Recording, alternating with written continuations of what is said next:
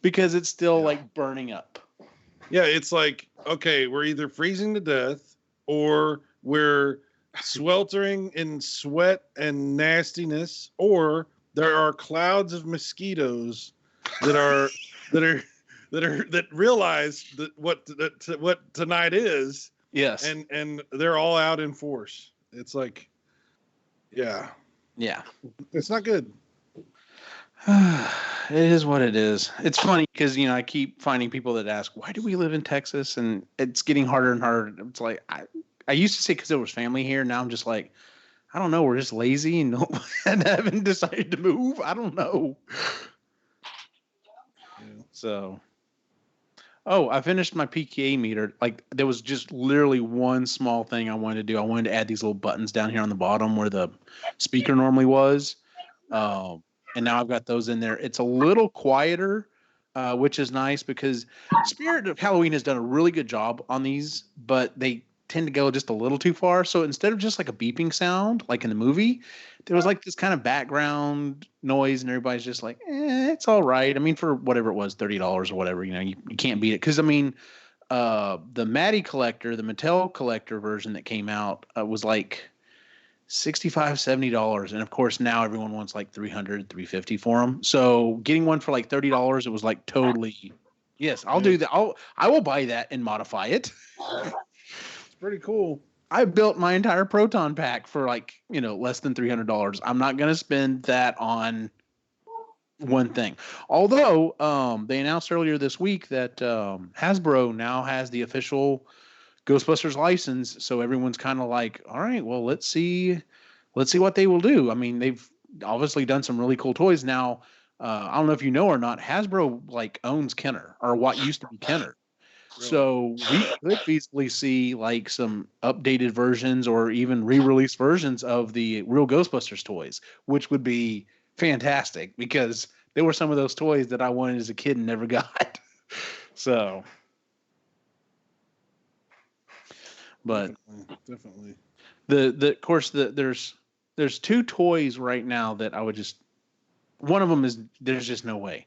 Did you see that it was a Comic-Con exclusive, and they're going to start releasing a limited number of them, but that Masterpiece Optimus Prime that was done as the Ghostbusters, like he was white and green. Oh yeah. That thing really looks awesome. But then, of course, and I don't think it's going to make it. They've only got a week left to fund Unicron. But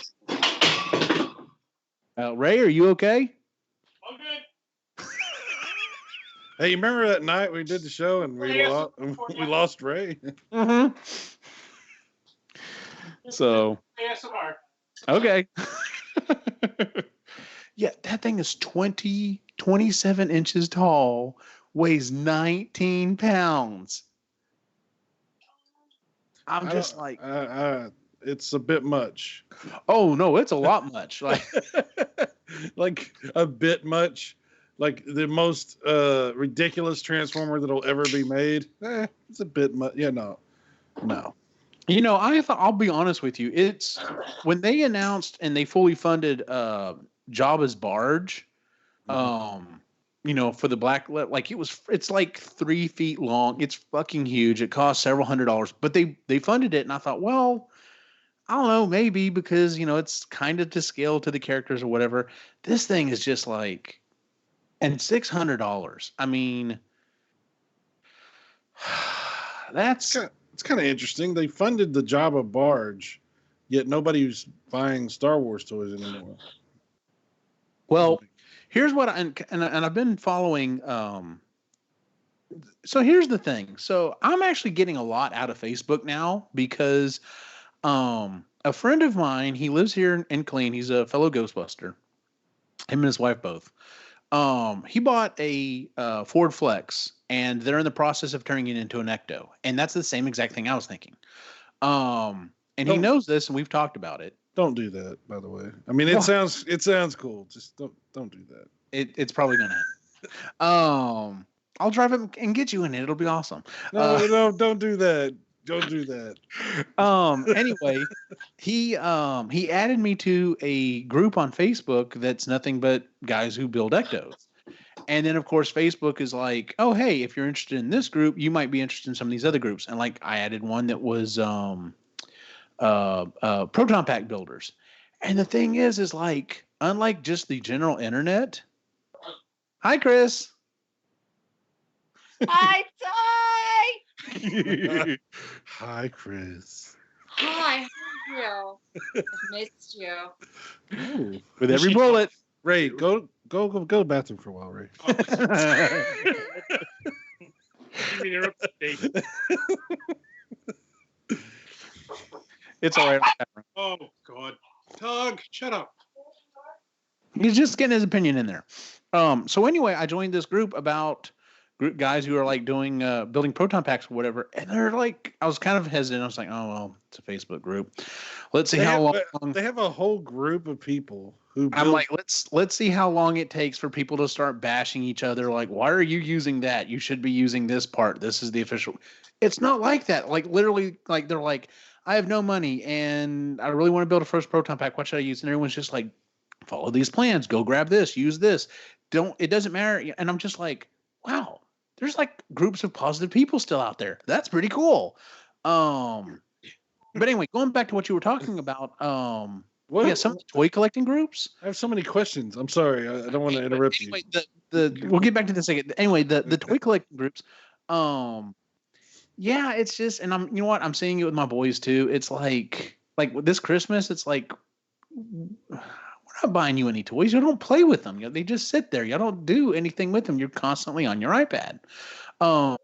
Like I'm not broadcasting anything. OBS reconnected successfully. That used to happen to me all the time.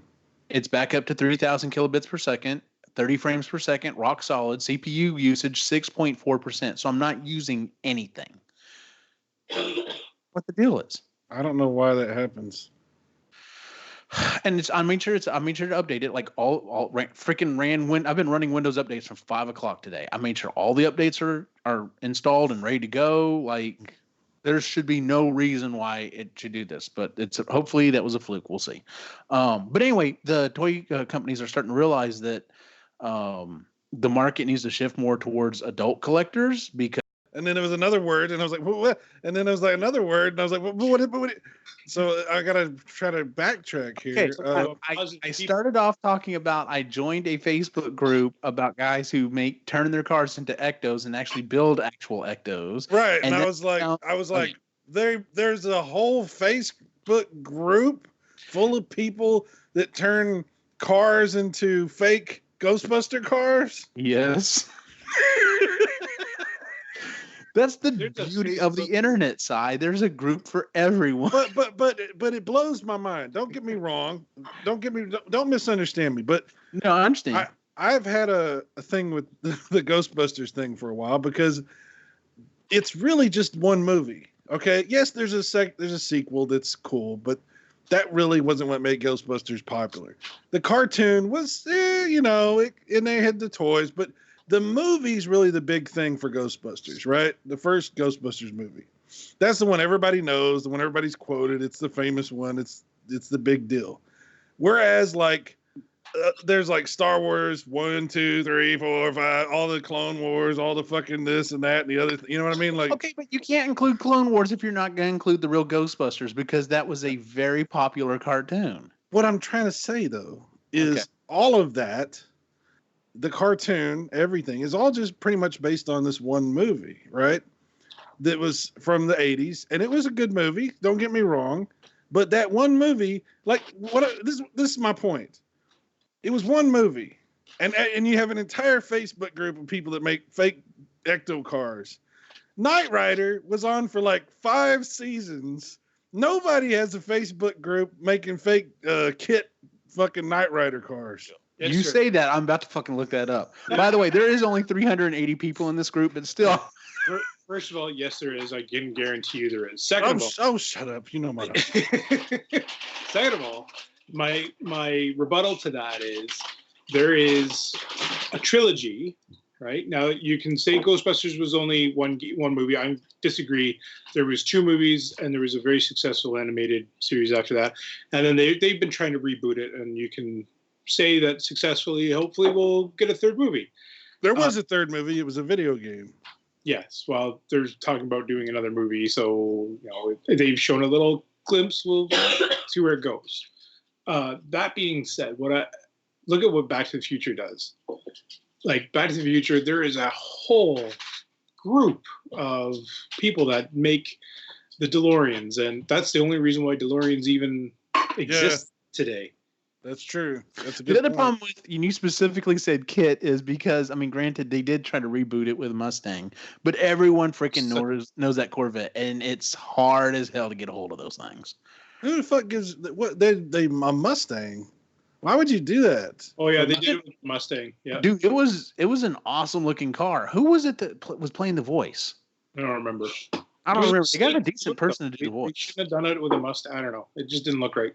That's like when they redid Transformers, and it's all. Well, they also tried. Well, and that you said Transformers, and that's kind of what the issue was. It was literally it was a Mustang, and it was like, I mean, it was an awesome looking vehicle, but like one of its things, Kit was able to like kind of turbo over some stuff, and this fucking thing like literally was like, oh, we've got nanotechnology on the hood and stuff, so we can literally change the color on a whim, and it was just like, all right, y'all are really kind of pushing this. Like, y'all kind of Michael Bay'd, Kit a little bit there. That's just kind of funny how you said he could just kind of turbo over some stuff. It's like, Michael, I don't know if I'll make it. Hang in there, Kit. Try your best. Okay. Turbo. And then like, barely make it across. Oh, I'm getting old. Oh. I don't know. It's just like the way you said it. Maybe I should do Knight Rider, not Kit. Yeah. Oh. And then the freaking Mustang, like, ugh. Don't hate. No, but I'm just saying it's not the same. It's Okay, just here's why I honestly think they changed it. Now, this is also my personal opinion. That was a very stylish Corvette. Like everyone fucking knows that Corvette. right. The current Corvette, the newest one that they just changed the body on, has got some style to it. But whenever this show was going on, the Corvettes at that time had no fucking style. They fucking looked like a Firebird when they redid it. Like Okay. Well, there you go. What if they did a remake of Smokey and the Bandit, and he's driving around in a Isuzu Rodeo or some shit? You know what I mean? Like it's like what? Like there's certain cars that are iconic for certain things, Yeah, right? Okay. Sorry, Eugene. I had to correct you because it was bothering me. It wasn't a Corvette. It was a Trans Am. Oh, that's right. Yeah, that's what I thought. I'm sorry. I was like Corvette, man. I must virgin of Knight Rider. Yeah. No, it was Trans Am. So. Well, then see if they had done another Trans Am, because when they brought that thing kind of back out, it was. Yeah, the Firebird was Smokey and the Bandit, right? Yeah, I was crossing my wires there. Yeah. And then what was the General Lee? That was a Charger, the Dodge Charger, right? But what if they did a remake of that instead of a Dodge Charger? It was a fucking Volvo or some shit. I mean, people would be like, or you know what they would do? You know what they would do is it would be a what's that fucking car? The electric car? It would be whatever that electric car, I can't remember. Huh? A Tesla? Yeah, it'd be a Tesla. That's what it would be. I think a kit based on a Tesla would be very interesting. It'd be like, but that's hipstery. That's what There's 1,400 members of the Kit Builders group There you go. on There's Facebook. 1,400? 1,400. Yeah, I believe that. That's fair. And dude, these cars are. It's got to be. There's not a whole lot of modification you really have to do to that car, though. Okay, no, on the outside, you're correct. There isn't. But if you remember the inside of that car, it is heavily modified. And that's what they're really into. Because they've got fucking like wraparound dashboard with all these lights and shit. They want to make it look like the 80s inside of like. No, they want to make it look exactly like. Okay, so literally, I'm looking at a picture of 1, 2, 3, 4, 5, 6, 7 of them all right next to each other. That's Apparently, this is a thing. I mean, that's kind of cool. On the front. Yeah. So there's a kit that you can buy for that, and somebody put it on one of my cars. Like I have a Mini Cooper S, Oh yeah. So threw it on that. Well, I'll say this. I'll say this. You could drive around in one of those cars, and nobody's gonna. Oh man, the 18. You could drive around in one of those cars, and nobody's gonna be like, "What the fuck?" Because it looks like a regular, Trans Am. It's cool looking, and you might think, "Oh, it's like the kit car," but you're not gonna be like, "That's funny." Well, I'm like, that's awesome, guys. Go for it. It's not gonna be super weird. It's not gonna be like. But the Ghostbusters Ecto 1, that's a lot of work. And that's people, if that thing's driving around, there's not a lot of question, because that's not a normal thing. People are going to be like, oh, that's obviously the Ghostbusters thing, right? There's a guy down in Orangeville, Ontario. So it's a smaller city. And nowhere to lie, he built a Batmobile based off of the original Batman movie with Tim Burton's Batman. Oh, the 89. Ooh, the 89 one. Ooh. Oh, yeah. So that he built that, and it opens up and everything, and he dresses up like Batman, and he still is known to drive it around town. Fuck, I would too. I'd go get groceries in that motherfucker. He goes. Hell yeah, I'll be right back. He goes to McDonald's and he parks the car and he gets out his Batman and he goes and orders his McNuggets or whatever, and he gets back in the Batmobile and drives off. I would drive. See, the problem with a car like that, which is the same problem you have with the Ecto 1, is that you can drive it all over the place and you can look really cool driving it all over the place, but you don't want to park it anywhere. No. The last thing in the world you want to do is put that thing in a parking spot, because that's not going to end well. If it doesn't get dinged by somebody or banged up by a shopping cart or somebody trying to squeeze in the spot next to you, somebody's gonna fuck that car up. Somebody's gonna either try to steal it or do something cute to it because they think, oh, look, it'll be funny if I fuck up this dude's awesome car. Let's spray paint it. Yeah. Yeah, that's why I would never park it. You just wouldn't be able to park it. As soon as you get done driving, you'd have to hand it off to someone else, and it would just never get parked. Yeah. It would just constantly drive. So you're going to spend a lot on gas. Yeah. Unless you also design the 18-wheeler from Knight Rider, where you can drive up into the back of it on the highway. Now you're thinking. Well, what's funny is this guy asked this question. He's like, this is what I'm thinking. I'm thinking about doing everything on a roof rack that's removable, and doing magnetic, signage and stuff on it, so I can take it off, so it can be a regular vehicle. Oh, okay. That's the plan I'm going with. And what's funny is as you start reading down this list, more and more people are like, "Yep, that's exactly what I did." And I just never took it off because I drive it around like this all the time now. And they're like, honestly, because they're like, well, do people mess with it? They're like, honestly, people walk up and take pictures with it and walk off, and that's about it. And they're like, I've had it for years. Nothing's ever happened, blah, blah, blah. They're like, the one thing you have to get used to, there was people pulling up beside you and not wanting to go any faster on the highway because they're looking. And I'm just like, whatever. Have you thought about this, though? Have you thought about the emotional scars that you could give to children who are wondering why it's real? No. Why there's really Ghostbusters going around? Mommy and Daddy, are there really ghosts? Well, what I was actually thinking is wondering why you're driving the Ecto 1 instead of one of the Ghostbusters. And then if you're all in outfit and everything, they want to know, how come you're just going to Walmart and not fighting ghosts? And does that mean that Walmart is haunted? I'll be honest with you. If I do convert this thing, I am going to go pick up groceries with it decked out sometime. I have to do that from the commercial. That was awesome. That was probably By the way, that was a genius ad campaign. I know it cost them a mint to do it, but Walmart had that was a fucking great commercial. So is it a hearse that you convert, or is it something else? Okay, well, see, yeah, there are people who are out there looking for these older Cadillacs to convert, or they'll find something similar to it. But a lot of people are just converting whatever. So, like I said, I'm looking at doing a Ford Flex. They don't make it anymore, but when Dodge had that, oh, not the Charger. What is the freaking thing called? Not the Challenger. The Magnum, the Dodge Magnum. Yep.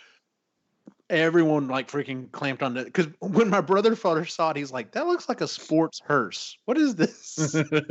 And I was like, "Dude, that'd make an awesome Ecto." I almost bought one because you could get it in standard. Mhm. It was a 6-speed manual, I think, maybe 5-speed. But anyway, but it's also rear-wheel drive, and I was like, hell yeah. Everyone, I knew a couple people who had them, and they loved them. Yeah. So and I guess maybe it stopped selling or whatever, because I really don't understand why Dodge stopped making them, because everyone I know who had one loved it. Because they had a very small trunk for the size of the car. Well.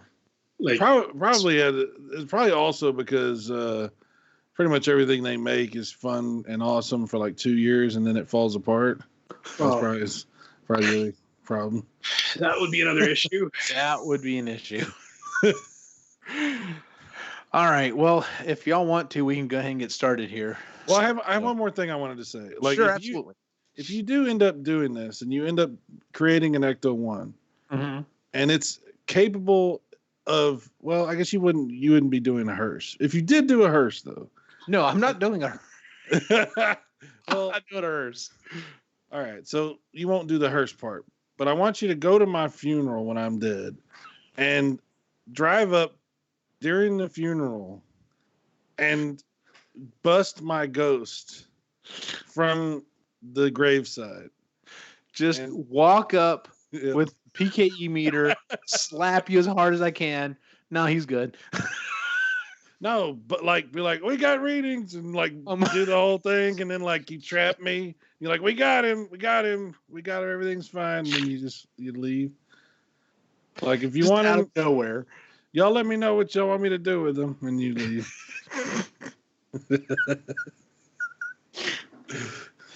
Oh.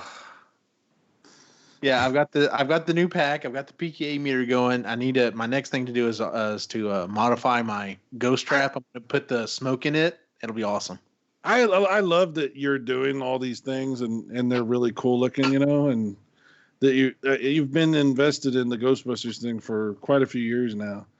I think that's really cool because it's hard to find a hobby that you can be like interested in for a long term, Well, it has helped. Like honestly, we did a classic game fest about a month ago, and I've got members of the group like starting to come back out and wanting to do stuff, and it's helped re-energize me. Like because honestly, Lainey and I were carrying the group for probably a year. It was like, hey, we're going to be out. If anyone could join, that'd be great, and it literally would be us.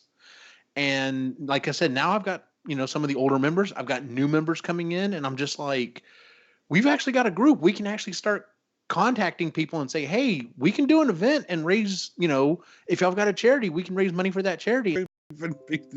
Like, what is that? Like, you would be surprised. Everything from just flat out hating on the new movie to dissing on, oh, well, yeah, you've got a proton pack, but I mean, it's not, it's not all aluminum. You're fucking using plastic. I mean, that's like for babies. And it's like, fuck you. I'm not trying to have a 70-pound prop on my back. It's not going to be a real proton pack. Exactly. It's like the proton pack doesn't have any plasma coming out of it. So that's just not If you really want it to be screen accurate and you want it to be all aluminum, hey, that's 40 pounds. And because that was one of the things is the actors all complained. They're like, yeah, well, we had to do the scenes with the hero pack. They're like, that shit got old quick. And then they had stunt packs that were basically just like rubber and probably weighed 10 or 15 pounds. And you can tell, so like, when they're walking up on Gozer, they have, the hero packs on because it's got all the lights and sounds and stuff. But like when they're ducking back underneath, trying to decide on what they're going to do, you can look at the packs. There's no lights on. There's pieces missing. You can tell it's just like a big chunk of rubber on their back. So, yeah, I'm like, it's Hollywood. I'm like, that's that you would expect that, like. Yeah. People get all uppity about what pack you're wearing. It's like, come on, man. You think Bill Murray gave a fuck? Oh, it's got to have blah, blah, blah, Mm-hmm. Come on. He did give a shit. It's crazy. He gave a shit that it was too much, so build me something I can run around with. That's what I'm saying. I'm like, come on, just relax. Everybody's having a good time. It's all about, we're wearing fake movie props from a movie from 1984. Exactly, yes. just chill, guys. Just But more, it's funny. I think some of those people are getting disassociated with the groups and are have kind of been shouted down. Like more and more people are telling them, dude, either fucking chill or just shut the fuck up. We don't want to hear it anymore. We're here to have fun and dress up and have and make kids smile and maybe raise a little money for a charity. That's what I'm here for. I'm not here to listen to you bitch about, this, that, and the other, about how, specific your which parts you used or whatever. No one fucking cares because no one else can see the difference except for another Ghostbuster. Like when someone else's pack comes up, I'm analyzing it just because I want to see what they did, and I ask a bunch of questions because I'm curious. But like, did you step on something? Oh, the dog got his toy stuck in his teeth, I think, and I stepped on the toy. Oh, like I always do. Oh, so it was stuck in his teeth. Well, that would do it. Yeah, you're fine. He's like, "Fuck you, I am." That hurt. No, he still wants to play. Okay. Animal abuse happens every day in Canada. Where's Xavier? The Xavier, welcome to the chat. What are you doing, Xavier? Xavier, Professor Von Parker. He's in the chat room. Yep, I see him. That's the other problem is every time the freaking thing wants to, cut out of the signal, it drops all the way or jumps all the way back up the screen and the chat falls off, and I always forget to scroll back down to see what was going on there. So, alrighty. With that said, I'm gonna go ahead and start the show. Muting the mic. Oh, it's 1:21. That's right. All right.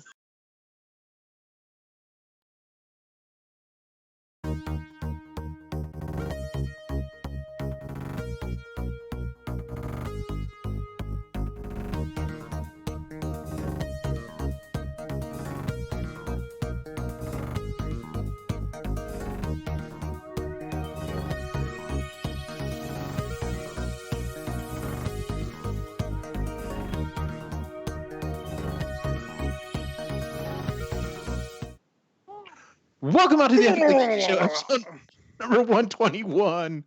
I'm your host for the evening, Eugene Stevens. Tonight's opening question is, what game made you want to buy an SNES? He's already jumped in. He's back. What's up, Cy? What game made you want to buy an SNES? No question about it. The game that made me buy the Super Nintendo, I think I mentioned this before. We rented a Super Nintendo from the local video store. And this was one of the first games that I popped in, but it was the game that convinced me I had to have a Super Nintendo. Because before that, I had a Sega Genesis, and it was like, oh, cool, Sega Genesis, whatever, And I had TurboGrafx, and I was like, TurboGrafx, I love, me TurboGrafx, TurboGrafx. But I'm like, all right, Super Nintendo, fine. There's too many buttons on this stupid controller. But whatever. We'll do the Super Nintendo thing, I guess. Oh, yeah, I know it's supposed to be 32,000 colors, whatever. And let's check out. I love racing games. Let's try F-Zero. Oh, fuck. Yeah. Yep. 5 seconds of F-Zero was like, fuck, I gotta buy this. Yeah, I know. I totally understand that. Ray, what game made you decide you had to have a Super Nintendo? So Sean and I had this conversation. and I'm gonna fuck up your list hard Okay. I'm sorry. because I didn't own an SNES. Okay. I didn't want an SNES. Sounds like me with the Nintendo. But I will say this: I looked at the Legends of Zelda: A Link to the Past, and damn, that one was like, oh, Super Nintendo's got some cool games I really want to. Yeah, but so I stuck with Sega's. So the Sega's, but I will do a disclaimer: the games that I picked for my top 5 are both SNES and Sega games. So then yeah, you're definitely gonna screw up the list because mine. screwing up your list. I have a few on there, but most of them are SNES specific. Anyway, so yeah, no, it's, yeah, Sean and I were talking about it. We're like, we could just play it up like, oh no, Sega was that was an SNES game up here in Canada. It was. Oh God, this is gonna be an interesting show. Yeah, so yeah, it was the Link of the Past was the one that I had to. I was like, I need that game, but I just couldn't talk my parents into buying both a Sega and an SNES. So yeah, that is a hard sell for a parent. Why do you need another game system? Because this one just came out or not too long ago, and it says 16 on this one, and this one's 16. And you know what was funny is the Genesis was an easier sell, I think, because parents were like, "You already have a Nintendo." They're like, "True, yes." Right. They were like, this Mario, to them, they're like, this Mario looks just like the other Mario. Like, what? I don't understand why you need this other Nintendo. You already have a Nintendo. Yep. Because, Genesis had been around for what? 2 years? Yeah. At that point? It had been out for a while. Yeah. So people, they already had games discounted. Yep. They'd already gone through the first couple of years of figuring that out. They had Sonic the Hedgehog at this point, and it was like, it was a hard sell. Genesis had some really good stuff. Had a huge library by that point. There was no interest in like resale or trade-in or like that. Really wasn't a major thing at that point either yet. Plus, game rentals. That was the other thing. Rental stores had a lot of Genesis games. And parents are like, I don't want to buy a game. Like, if I get Super Nintendo, we got to buy you games for it. Because they're like, ugh. So initially it was a difficult sell for some parents, Yeah. For me, but for some parents. Like my mom was like, she was like, she liked all the new stuff too. My mom was really cool about that. She bought me a Turbo Duo, okay? Because I begged her for one. So she was always cool with the new video games. But like we rented that Super Nintendo. I'm sorry I'm interrupting your time here. But yeah, you're good.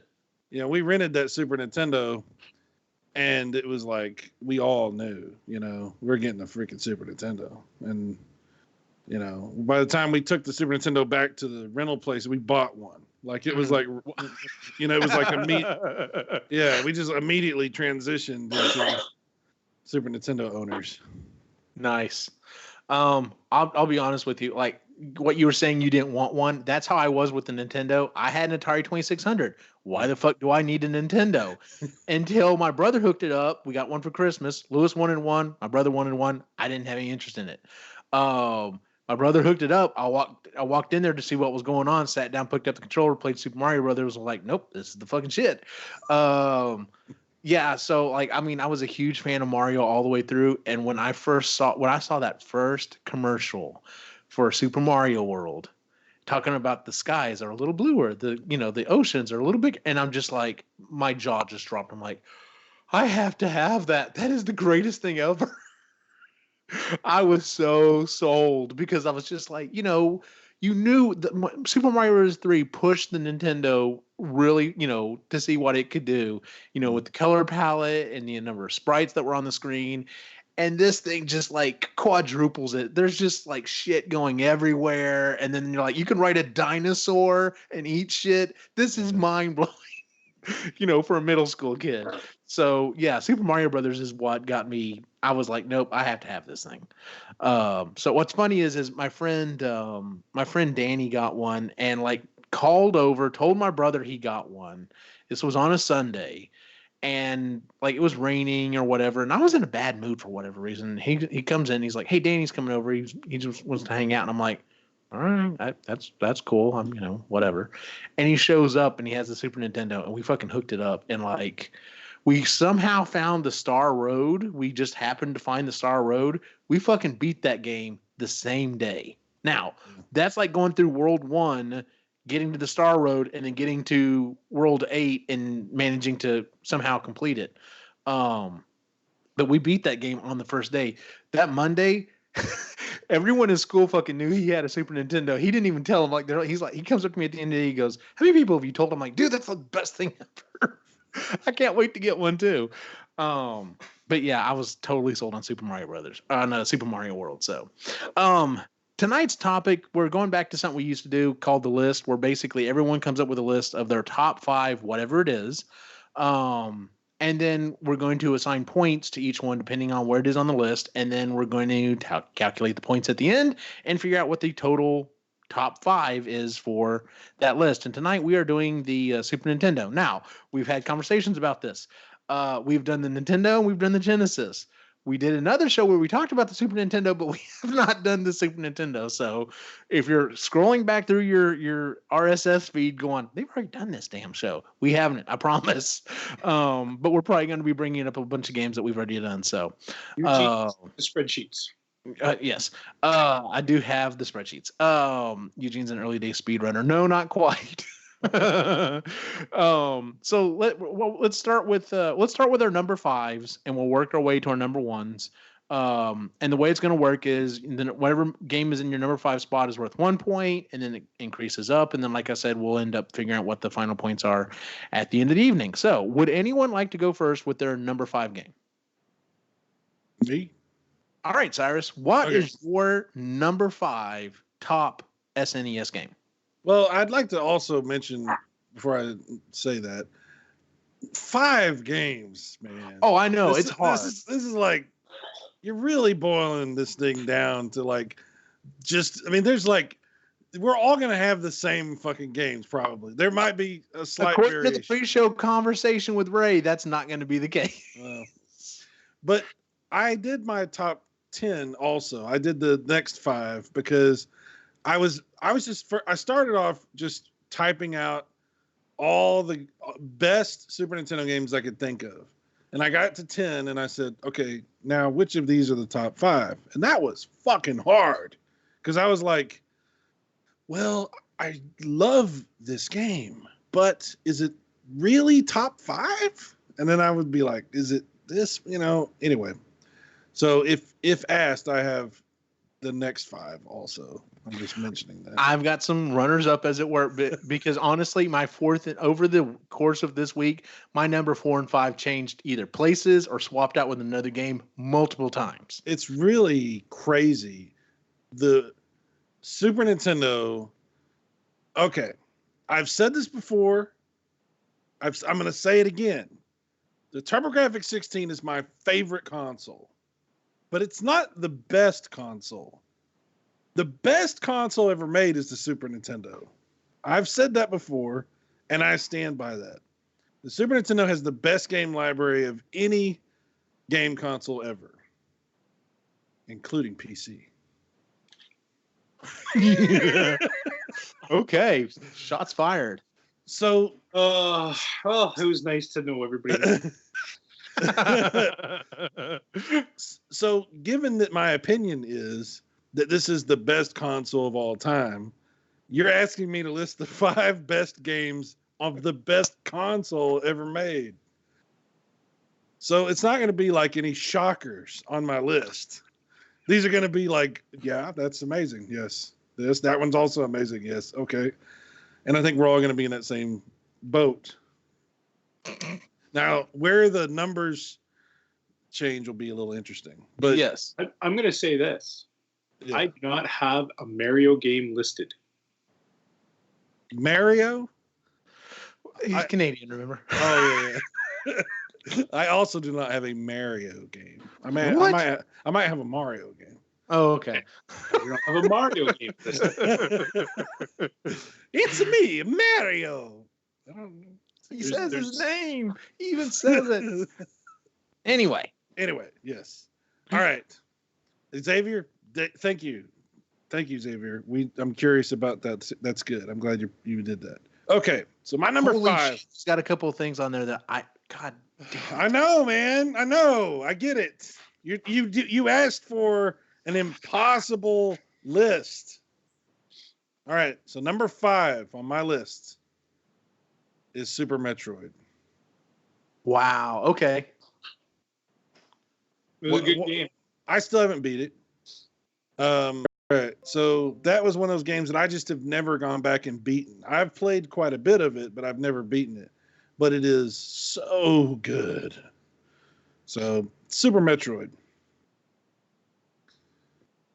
Damn it! I'm almost trying to reconsider if I need to change my number 5. No, I'm gonna stick with this and just slit my wrist afterwards. All right, so You want to go next so you can just get it off your list? I'm gonna go ahead and just do it because I don't think I can change my top 4. So yeah, this will lock it in. Okay. This game it is what I think one of the best like evolutions going from the NES to the Super Nintendo. It's one of those things that's like, hey, we can do a lot more. We can change, whereas we used to use a sprite that was this big, we can like double the size. We can add a bunch more animation. That bass and that echo was just phenomenal. And Hey, one of the other games, whatever happened to those big speakers you had in that big stereo? I think I gave them back to my dad. Oh, So, really? Yeah. Yeah, one of the games that really took advantage of all that, and my number 5 is Super Castlevania 4. I love the Castlevania series. But man, that game is just the fact that you can take the whip and do it all directions. You can actually like swing it out and then just let it lay limp and actually use it as a shield. You can swing from shit. The graphics are just fantastic on it. I adore that game. The final battle with Dracula is one of my favorites. The Probably. music. Jesus. Oh yeah, the music is great. The last battle with Dracula is probably my second favorite. My absolute favorite's got to be, honestly, the beginning of Symphony of the Night when you get to go back with Richter Belmont and fight him, just because that was. But it looks almost like it. It's almost a recreation of it as well. It's just it's such a good game. And it's one of those ones that I'll like if I feel like just kind of goofing off for a while, I'll fire that up on an emulator and play for a while and just have a blast still doing it. So yeah, number 5 on mine is Super Castlevania 4. So Ray, what is your number 5? All right. So remember, I'm going off of a Sega list, right? Yes. And these were available on the SNES as well. And the other thing too, with when we're picking our top 5, these are the ones that I played the most. These are the ones that I enjoyed the most. These are the ones that I really had a good time with and wasted a lot of my life with because not wasted, you enjoyed. Yeah, I enjoyed quite a bit. First one was Mega Man X.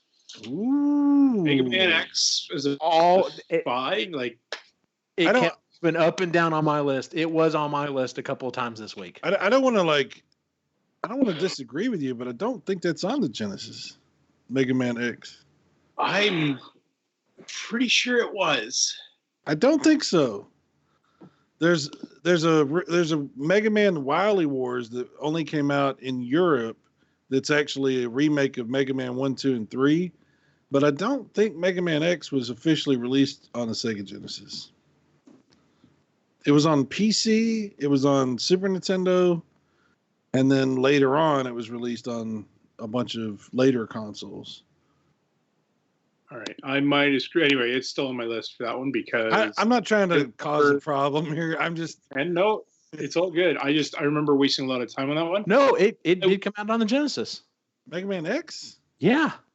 Yeah. When did it come out on Genesis? I don't know, but it apparently it did. Really? Okay, no, wait, hold on. I see some. This is weird.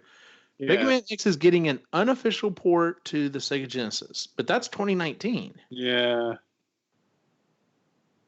So maybe it didn't.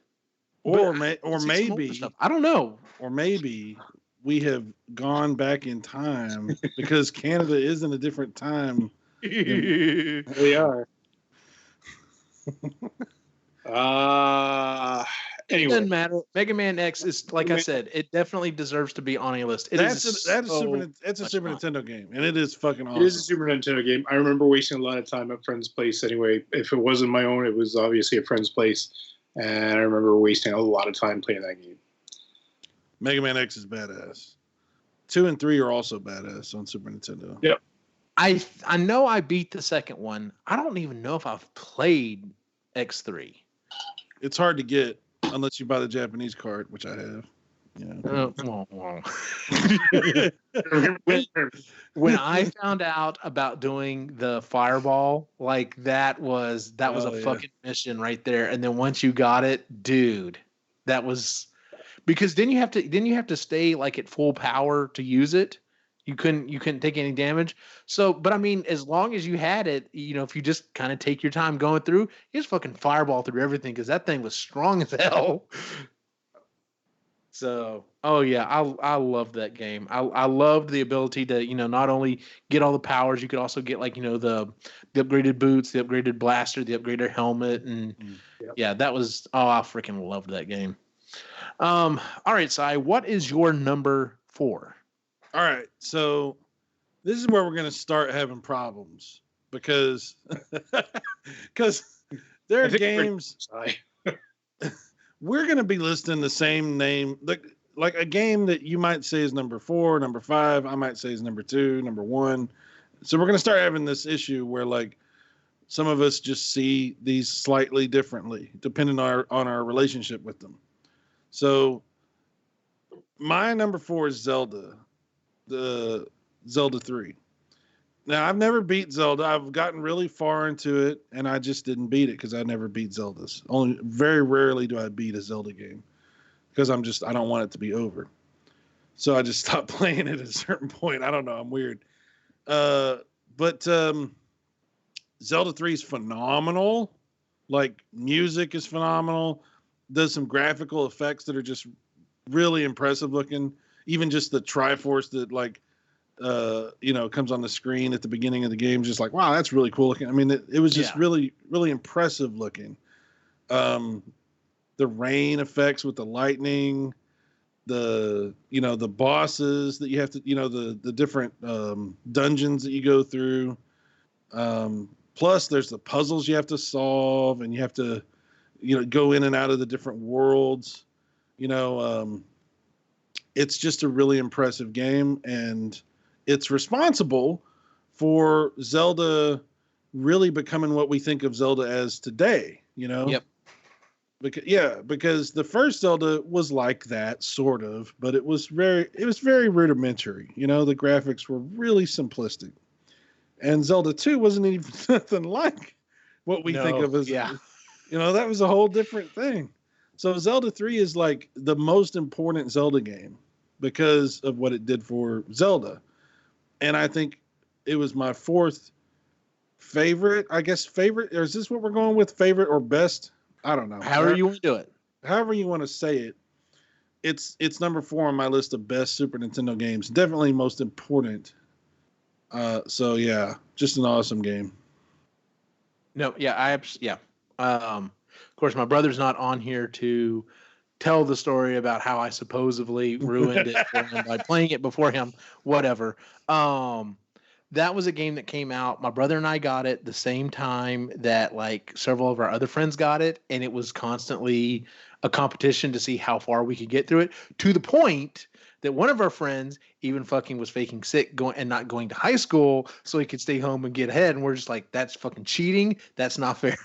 Oh, Eugene, we've never skipped class to play a video game. No, never. We didn't have to drop classes because of Mario Kart 64, did we? Or GoldenEye.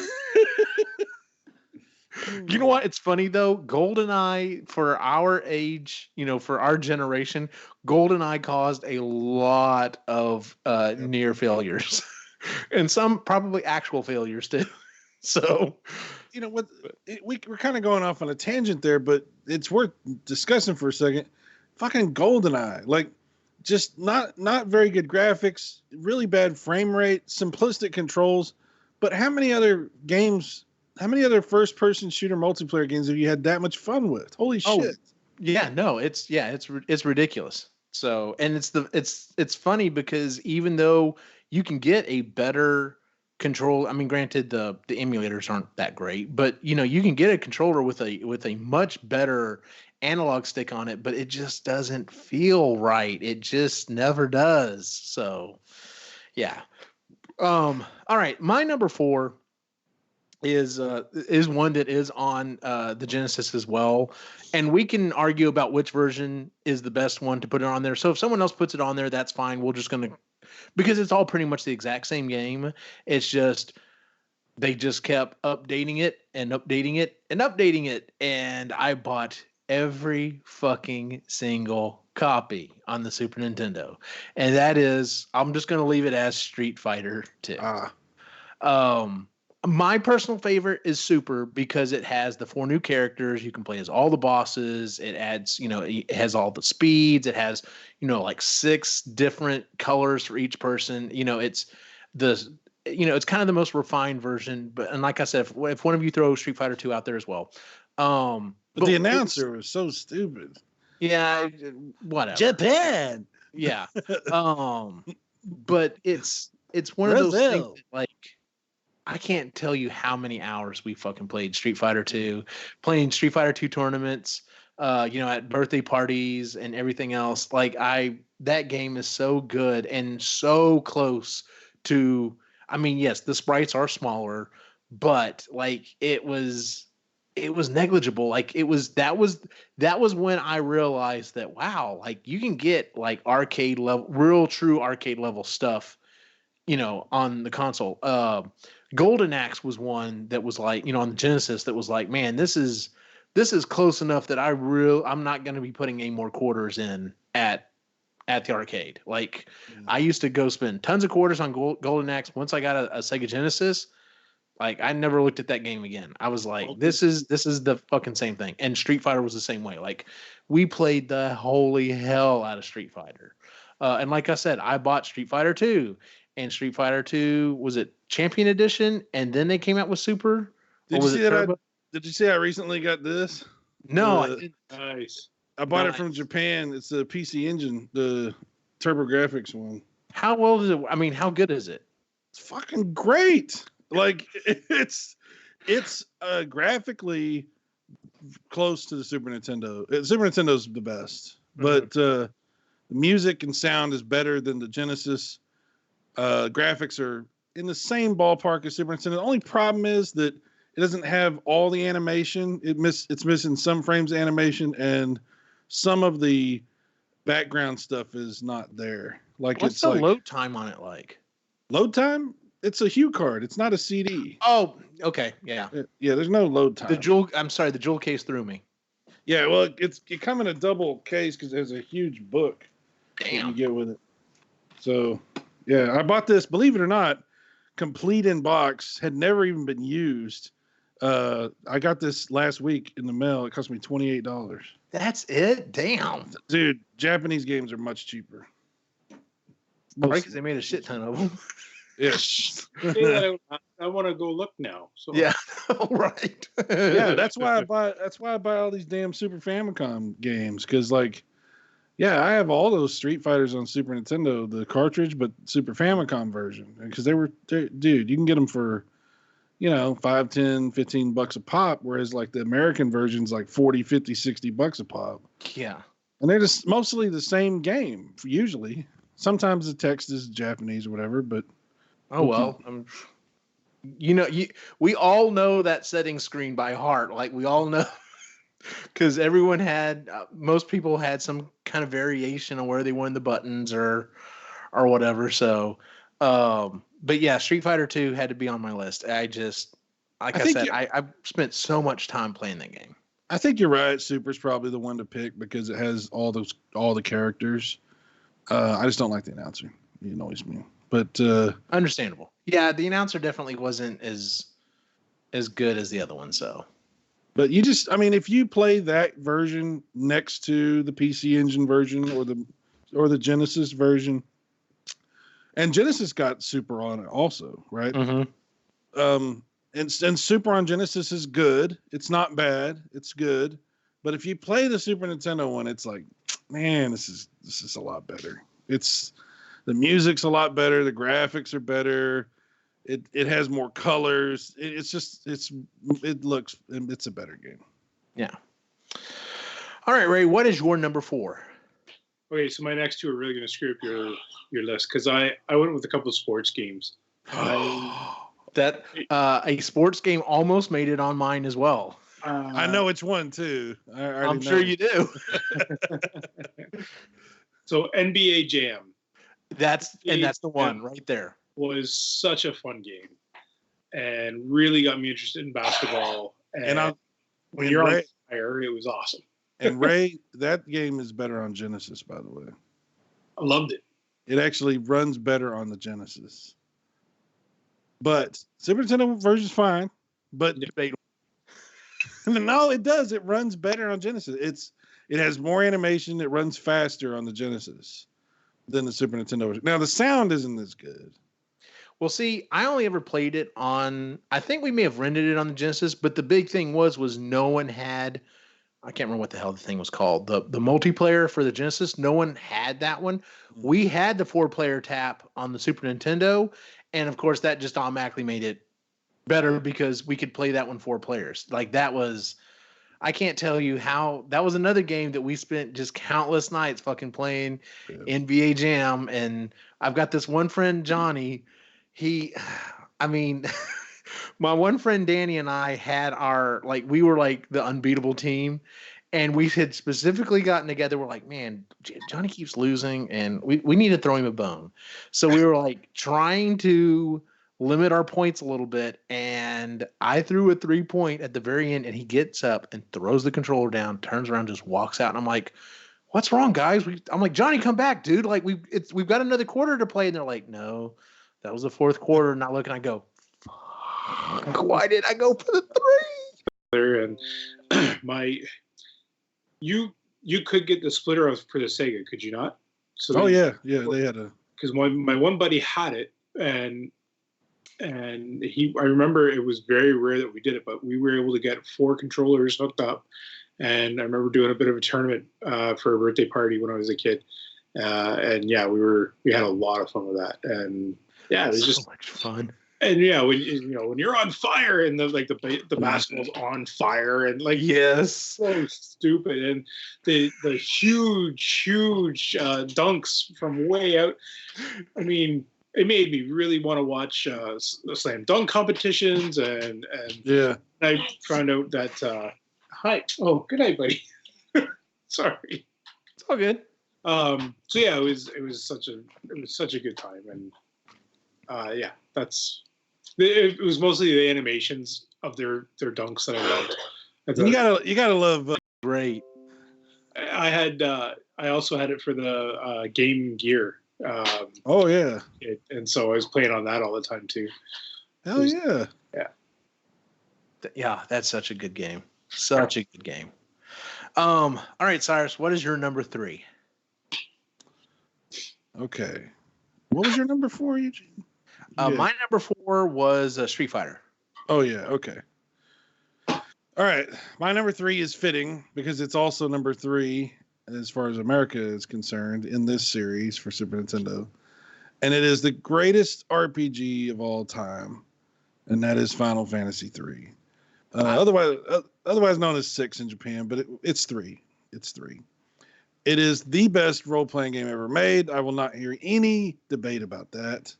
It is emotionally like such a roller coaster of things that you have all these moments of like joy and amazement and then sadness, and you get shocked, and it pulls you in all these directions. You see all this crazy shit. The villain is this like bizarre clown that like tries to poison everybody and kill the world, and like you have this huge cast of characters, and depending on what you do, you can play with different ones, and you have different things that happen, and you get attached to them and their storylines. It was revolutionary. You know, the music was, I mean, like they have symphony orchestra like shows where they play the music from this game, from a Super Nintendo game. Like, phenomenal. There's an opera in the game. That blew my mind. Right. And there's a real opera they do. Go look it up on YouTube sometime and listen to the real opera. They have this amazing singer, and I don't remember what her name is, but she's from like Sweden or someplace, and she sings the real version of that song. Really? I didn't know about that. Oh my God, it's so good. It's like, I dare you to not tear up watching that damn opera. Because it is like, So let me ask you this: when you're there, there's the point. It's kind of like the halfway point in the game when you're on the airship and everything's like fucking falling apart, and they're like, "Are you waiting for the ninja? Did you wait?" The first time I didn't. I almost waited for him, and then like we left, and as I'm leaving, here he comes, and we lost him, and I immediately turned off the Super Nintendo. And started from wherever my last save was before that, because I was not losing fucking Shadow. No, absolutely not. But anyway, that's one of the moments that, I mean, it's just a phenomenal fucking game. I mean, everybody has agreed. It's been re-released on so many systems since then. You know, I don't think they've ever done a proper like remake of it, and I kind of hope they don't, because I like this style of it. I like that old 16-bit style, and I just want to just have that. Mm-hmm. And I don't need like some, you know, fucked up new version of Final Fantasy 3 where it's like sort of the same, but they make it all new and edgy for the kids, and they change this and that. You know, I was like, you know. Anyway, it's phenomenal. So if you only play one RPG on the Super Nintendo, if you only play one RPG ever, you should play Final Fantasy 3. Yeah, it's the next closest one I think is 7, but 3 just. You're right. 3, you were all over the place emotionally. And I did get emotionally. I mean, you're right. It's little fucking 16-bit characters, but you get emotionally tied to them because it's so long and there's so much stuff that happens. Oh, that was such a good game. Xavier mentioned, I don't think y'all are going to mention this game, so I'll just say Chrono Trigger. Chrono Trigger, yeah. I never played it. It's fantastic, but I've heard that. It's not better than Final Fantasy 3, but it's still fantastic. So Chrono Trigger, play that game if you haven't. At some point, find a way to play Chrono Trigger. It's amazing. I've thought about it because I've got it on emulation. I've thought about going back and playing it because, like I said, I've heard nothing but good, and it's one of those that keeps coming up on people's lists. Here's an idea for a show. You know how you have a show where everybody reads a book? Uh-huh. How about everybody plays a game? That wouldn't be a bad idea for a show, especially going back and playing retro games. Like, that's not a bad idea, Si. Yeah, and call it Back Catalog. And it's just everybody picks a game and we all play it for a week or 2 weeks or however long we decide. Yeah. And then it's like, okay, now let's all talk about this experience we had playing this game. I'd be up for that because right now the first Final Fantasy game I ever played was 8. Mm-hmm. Wow. And then I played 9. I played, I think I played 10 as well, partway through. But 8 was the first one I actually played. And 8 was on the PlayStation, and it had the gun blades, right? That's right. That I always get that one because I keep thinking, I'm like, okay, 7, and then I always forget about 8 because I think 9, which was kind of a throwback one, I fucking loved that one as well. Yeah, 9 was good. I really enjoyed 9. I had to beat 9. but I beat 8 first because that was the first one I actually played. So Yeah. All right, cool. So Final Fantasy 3 was size number 3. My number 3, and this is probably going to surprise the hell out of you, because of where it's placed. Super Mario World. Like, this does surprise me. I knew it would, and honestly, it kind of surprises myself as well. But the more I got to thinking about it, I was like, no, I really think these other two games are better games. So, but that being said, like I said, that's what sold me on the console. The fact that I don't remember how long it was. Like, it was one of those things that you kind of have in the back of your head, and then when it finally clicks, you're like, oh wow, that's awesome. Was realizing that the music changes when you're on Yoshi or not. Yeah. Or just these little things that happen. Like I said, when you go into the caverns and they're just, there's echoes and stuff, and just, oh my, I adore that game so much.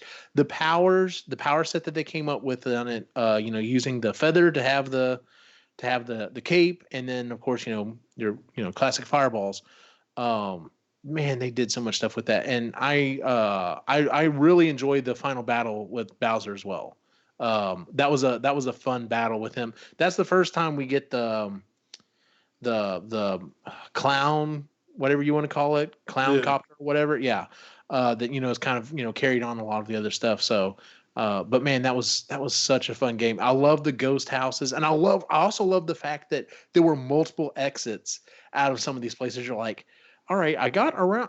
How do I get to there? And you figure out, oh, well, there's another way that you can go through here. And then there's another way you can go through here. And it's just like, there's so many there's like, what, 160 different like exits or something like that. And yeah, it's crazy. I love that game to this day. The switches, you unlock the different colored blocks. And yes. Yeah, very good game. And I know it was a great game. I only played it a handful of times because I never had the SNES, and so I go over to buddy's place. We play it for a little bit, and then he'd get bored because he'd already been through most of it or whatever, and I'd be on like level 2 or 3. So like, oh man, okay, this is I'm starting to get, and he's like, yeah, let's play something else. It wasn't bad because there was that on the second world, on the donut world, there's one little secret place I think it's off of a ghost house.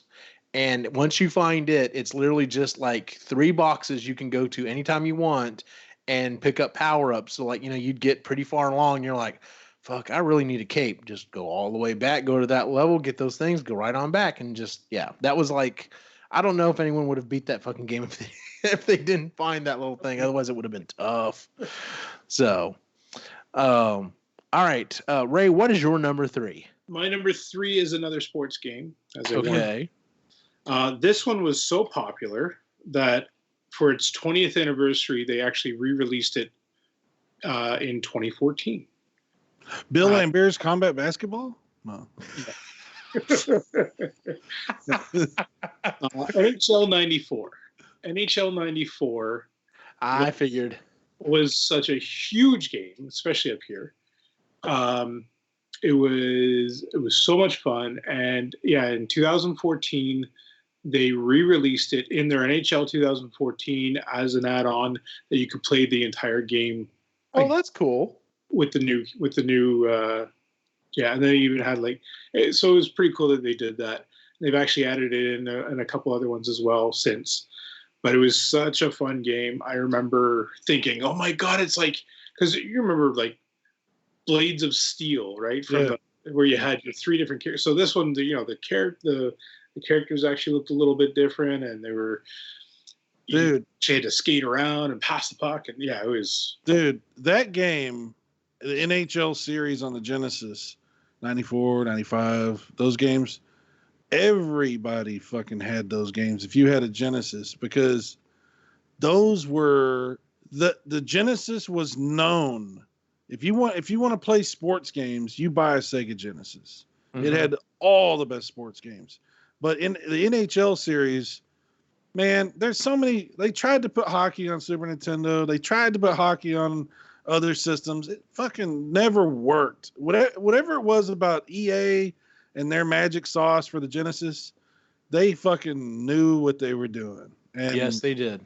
you know, the Madden games, the NHL games, the NBA Live games, all that shit was fucking amazing on the Sega Genesis. And I remember we're from Texas, right? We don't have a lot of hockey, right? But during the 90s, we started to get hockey. Okay, it started to show up in Texas, and then the Dallas Stars and all this kind of stuff.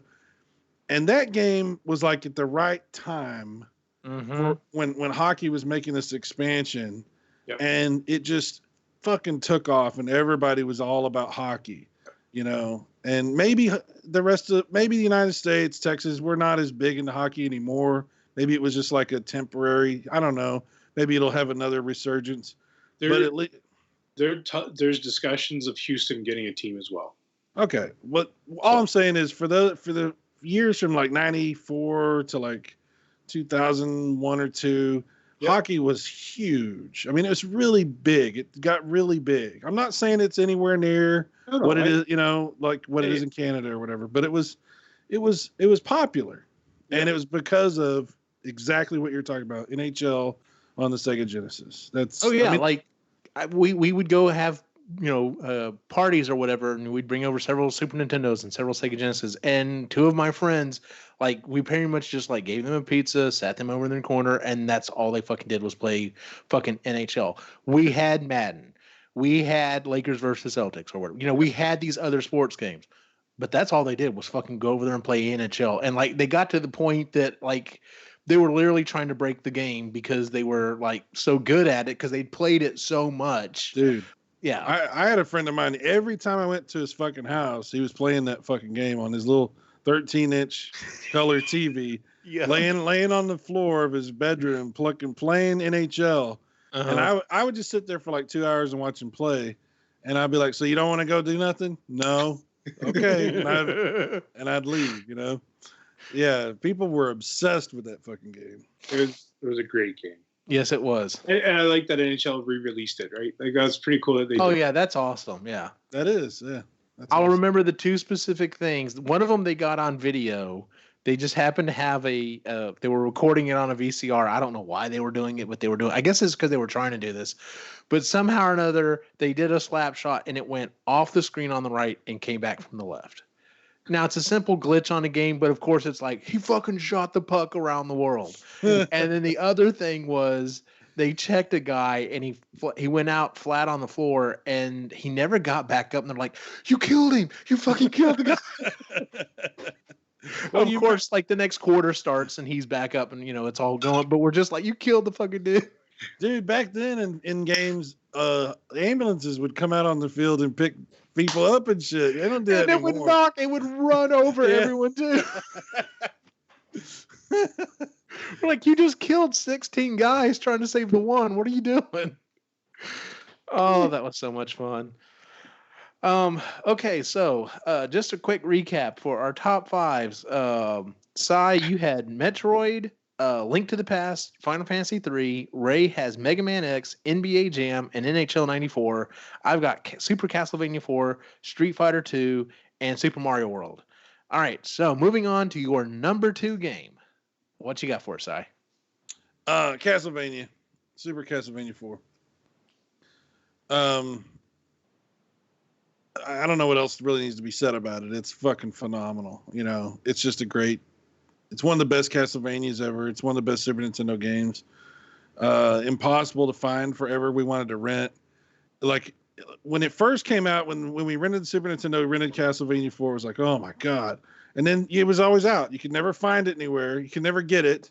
It was like impossible to get. It was years later before I finally got Super Castlevania 4 again. And it's never, it's held up, you know, it's just, isn't there a bunch of nudity that's now put back in? Is that wasn't that the difference? Or? No, not in Castlevania 4. Castlevania 4, in the opening sequence, there's like blood dripping all down the screen, and like on Dracula's tombstone, it says Dracula. Are you serious? Yes. Yes, it does. Oh no. But also, there are levels in the game, and I never knew about this. There are levels in the game, which you've played Castlevania 4, I don't know how many times. How many times you played the Japanese version? I've never played the Japanese version. Okay. There are levels in the game where there's this green slime all in the levels. Like, that's blood. They changed it to green for the American release. Really? Yes. So, okay. At some point, play the Japanese version. Okay. And by the way, if you do buy the Castlevania collection, you get all the Japanese versions of the games too. So I was hoping for a little pixelated. Yeah. My number 2 game is A Link to the Past. Like you said, we've talked about it. It's a phenomenal game. I freaking love it. It's when we got the hook shot. That was the first time we got the hook shot, and that's one of those weapons that has stayed on throughout the series.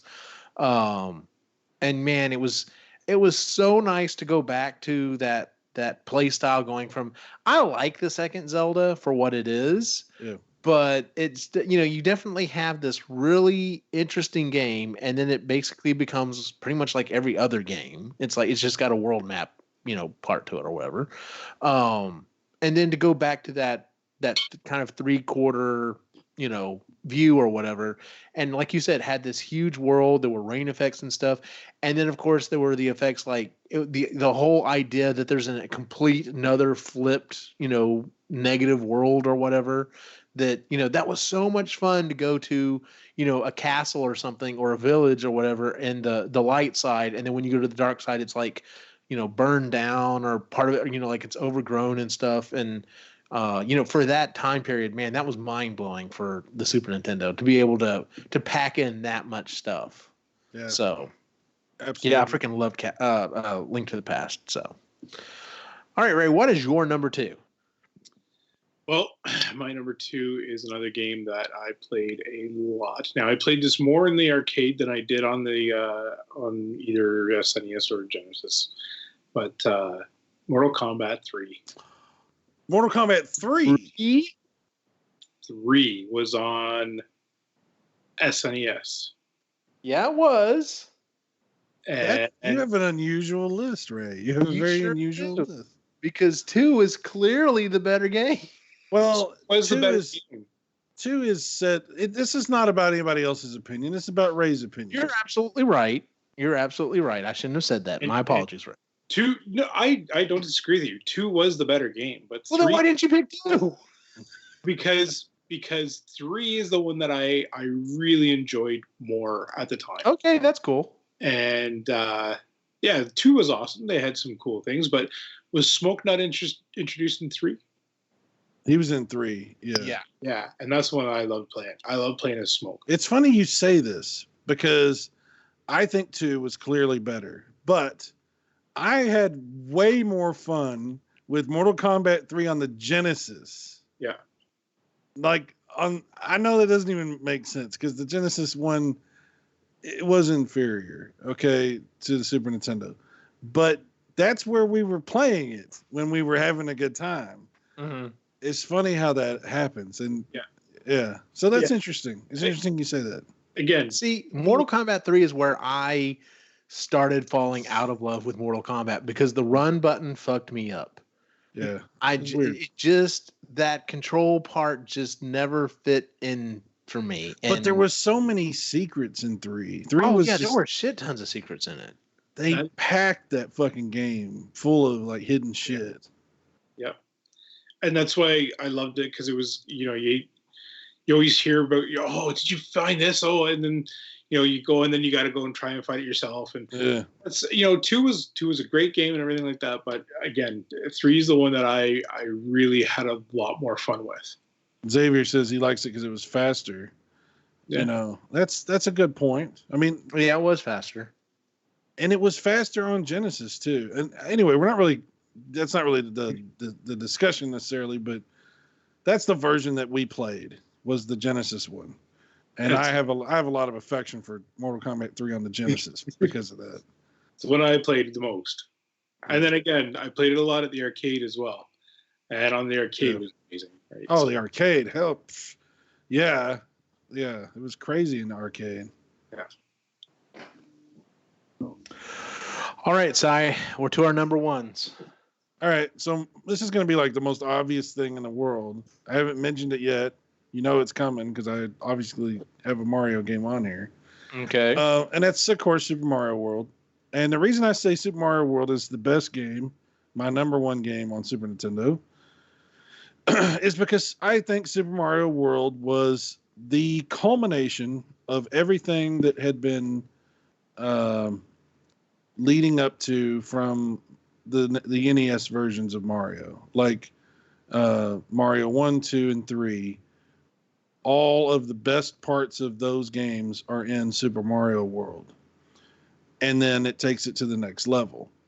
And you have Yoshi, and you have all this extra stuff that we talked about with these other, all the levels and all the hidden stuff and hidden paths and things you unlock, and the music, the graphics are fucking great. There's the places where you can get on, like you're climbing and you can flip the thing and you climb on the other side. Oh yeah. Yeah. And it had all the mode 7 effects and the ambient sounds when you're in the caves or when you're in the ghost houses.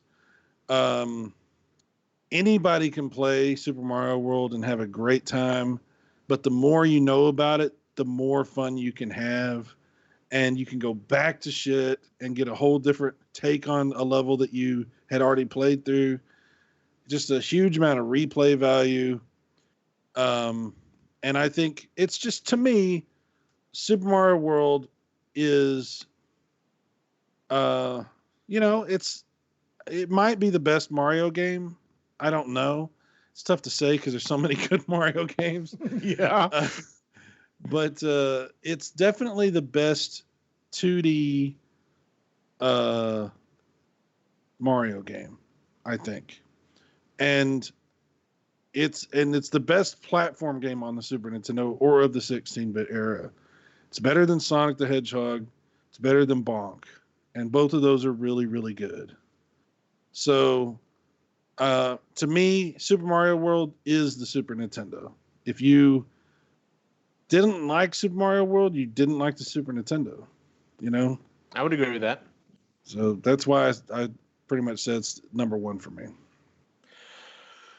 My number one has not been mentioned yet tonight. I'm so curious about this.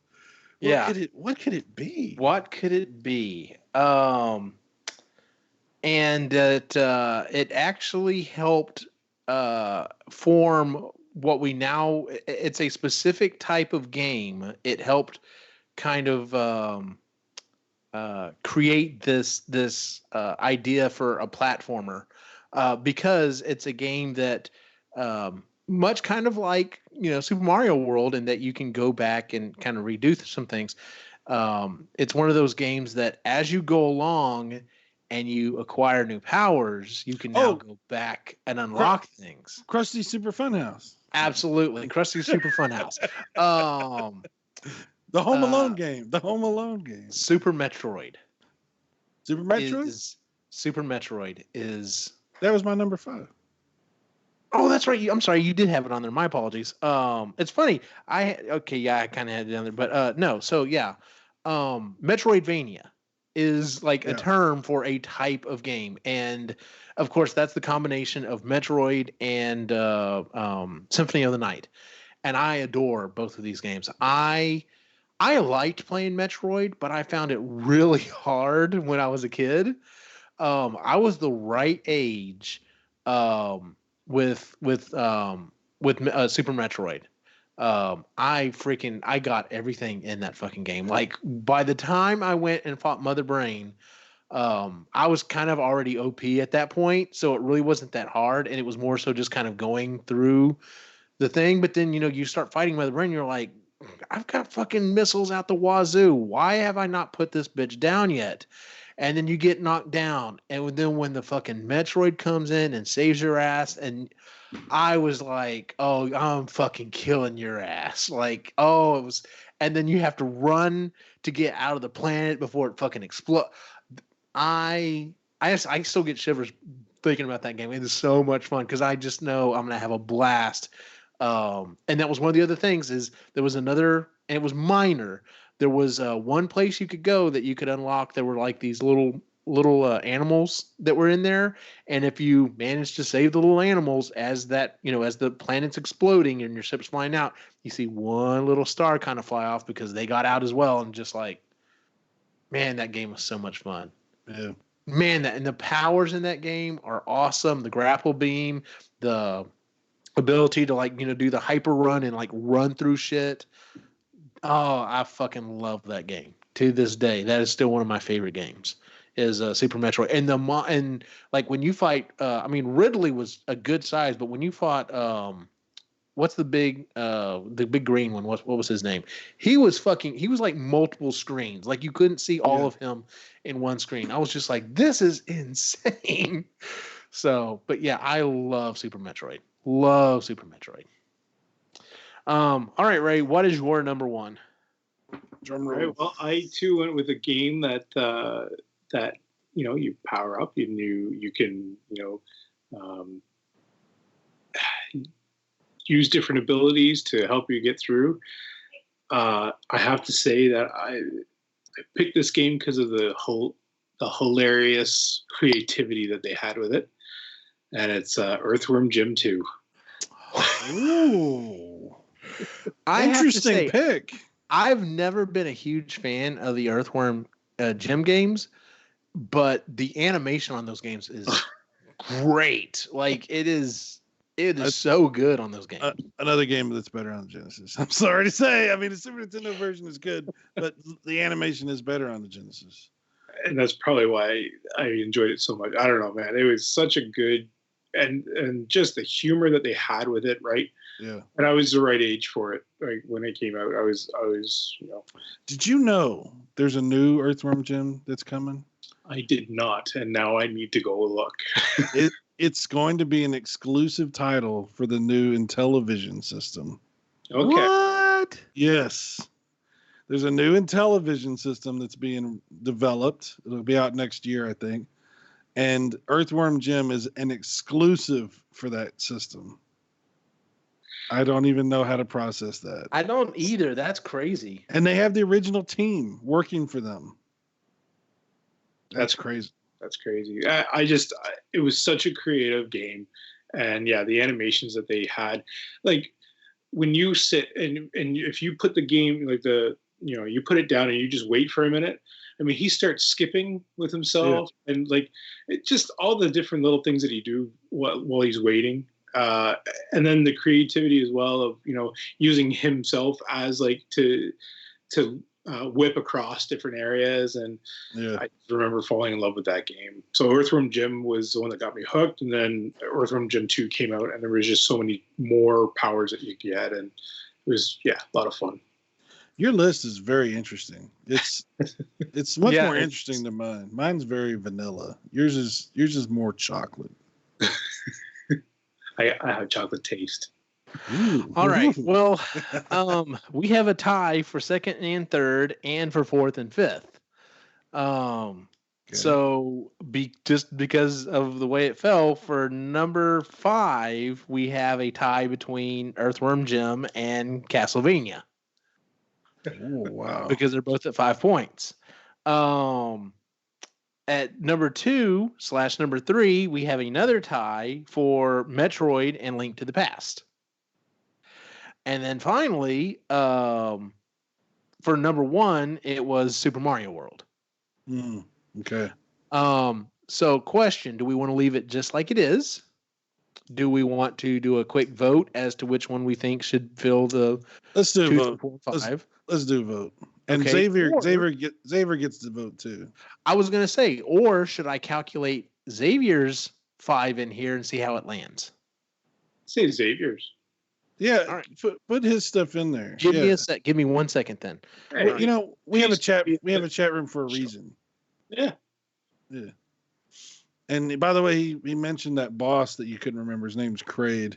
That's what it is. Yeah.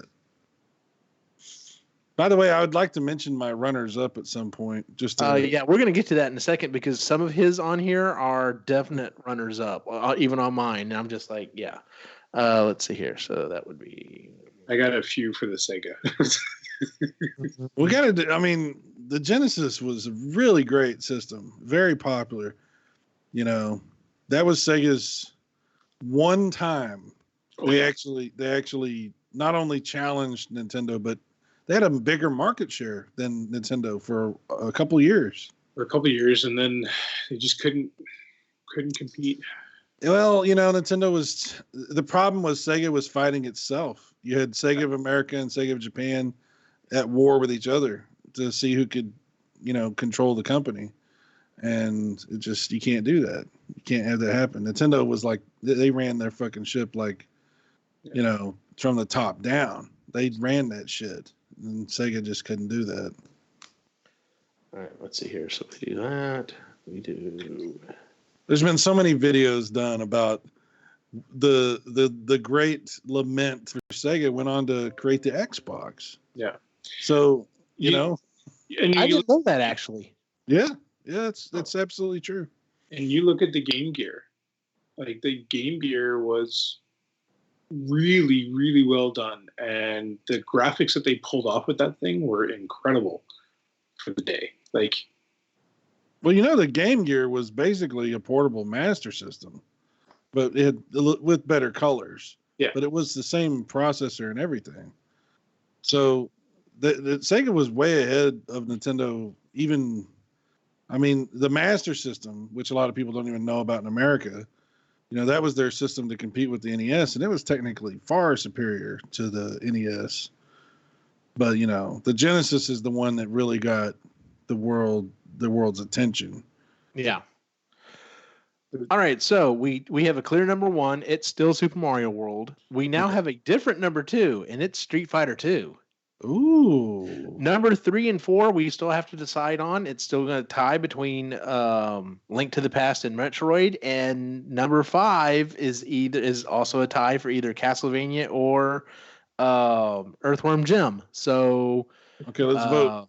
Let's do a quick vote. Let's do the number 3-4 spot.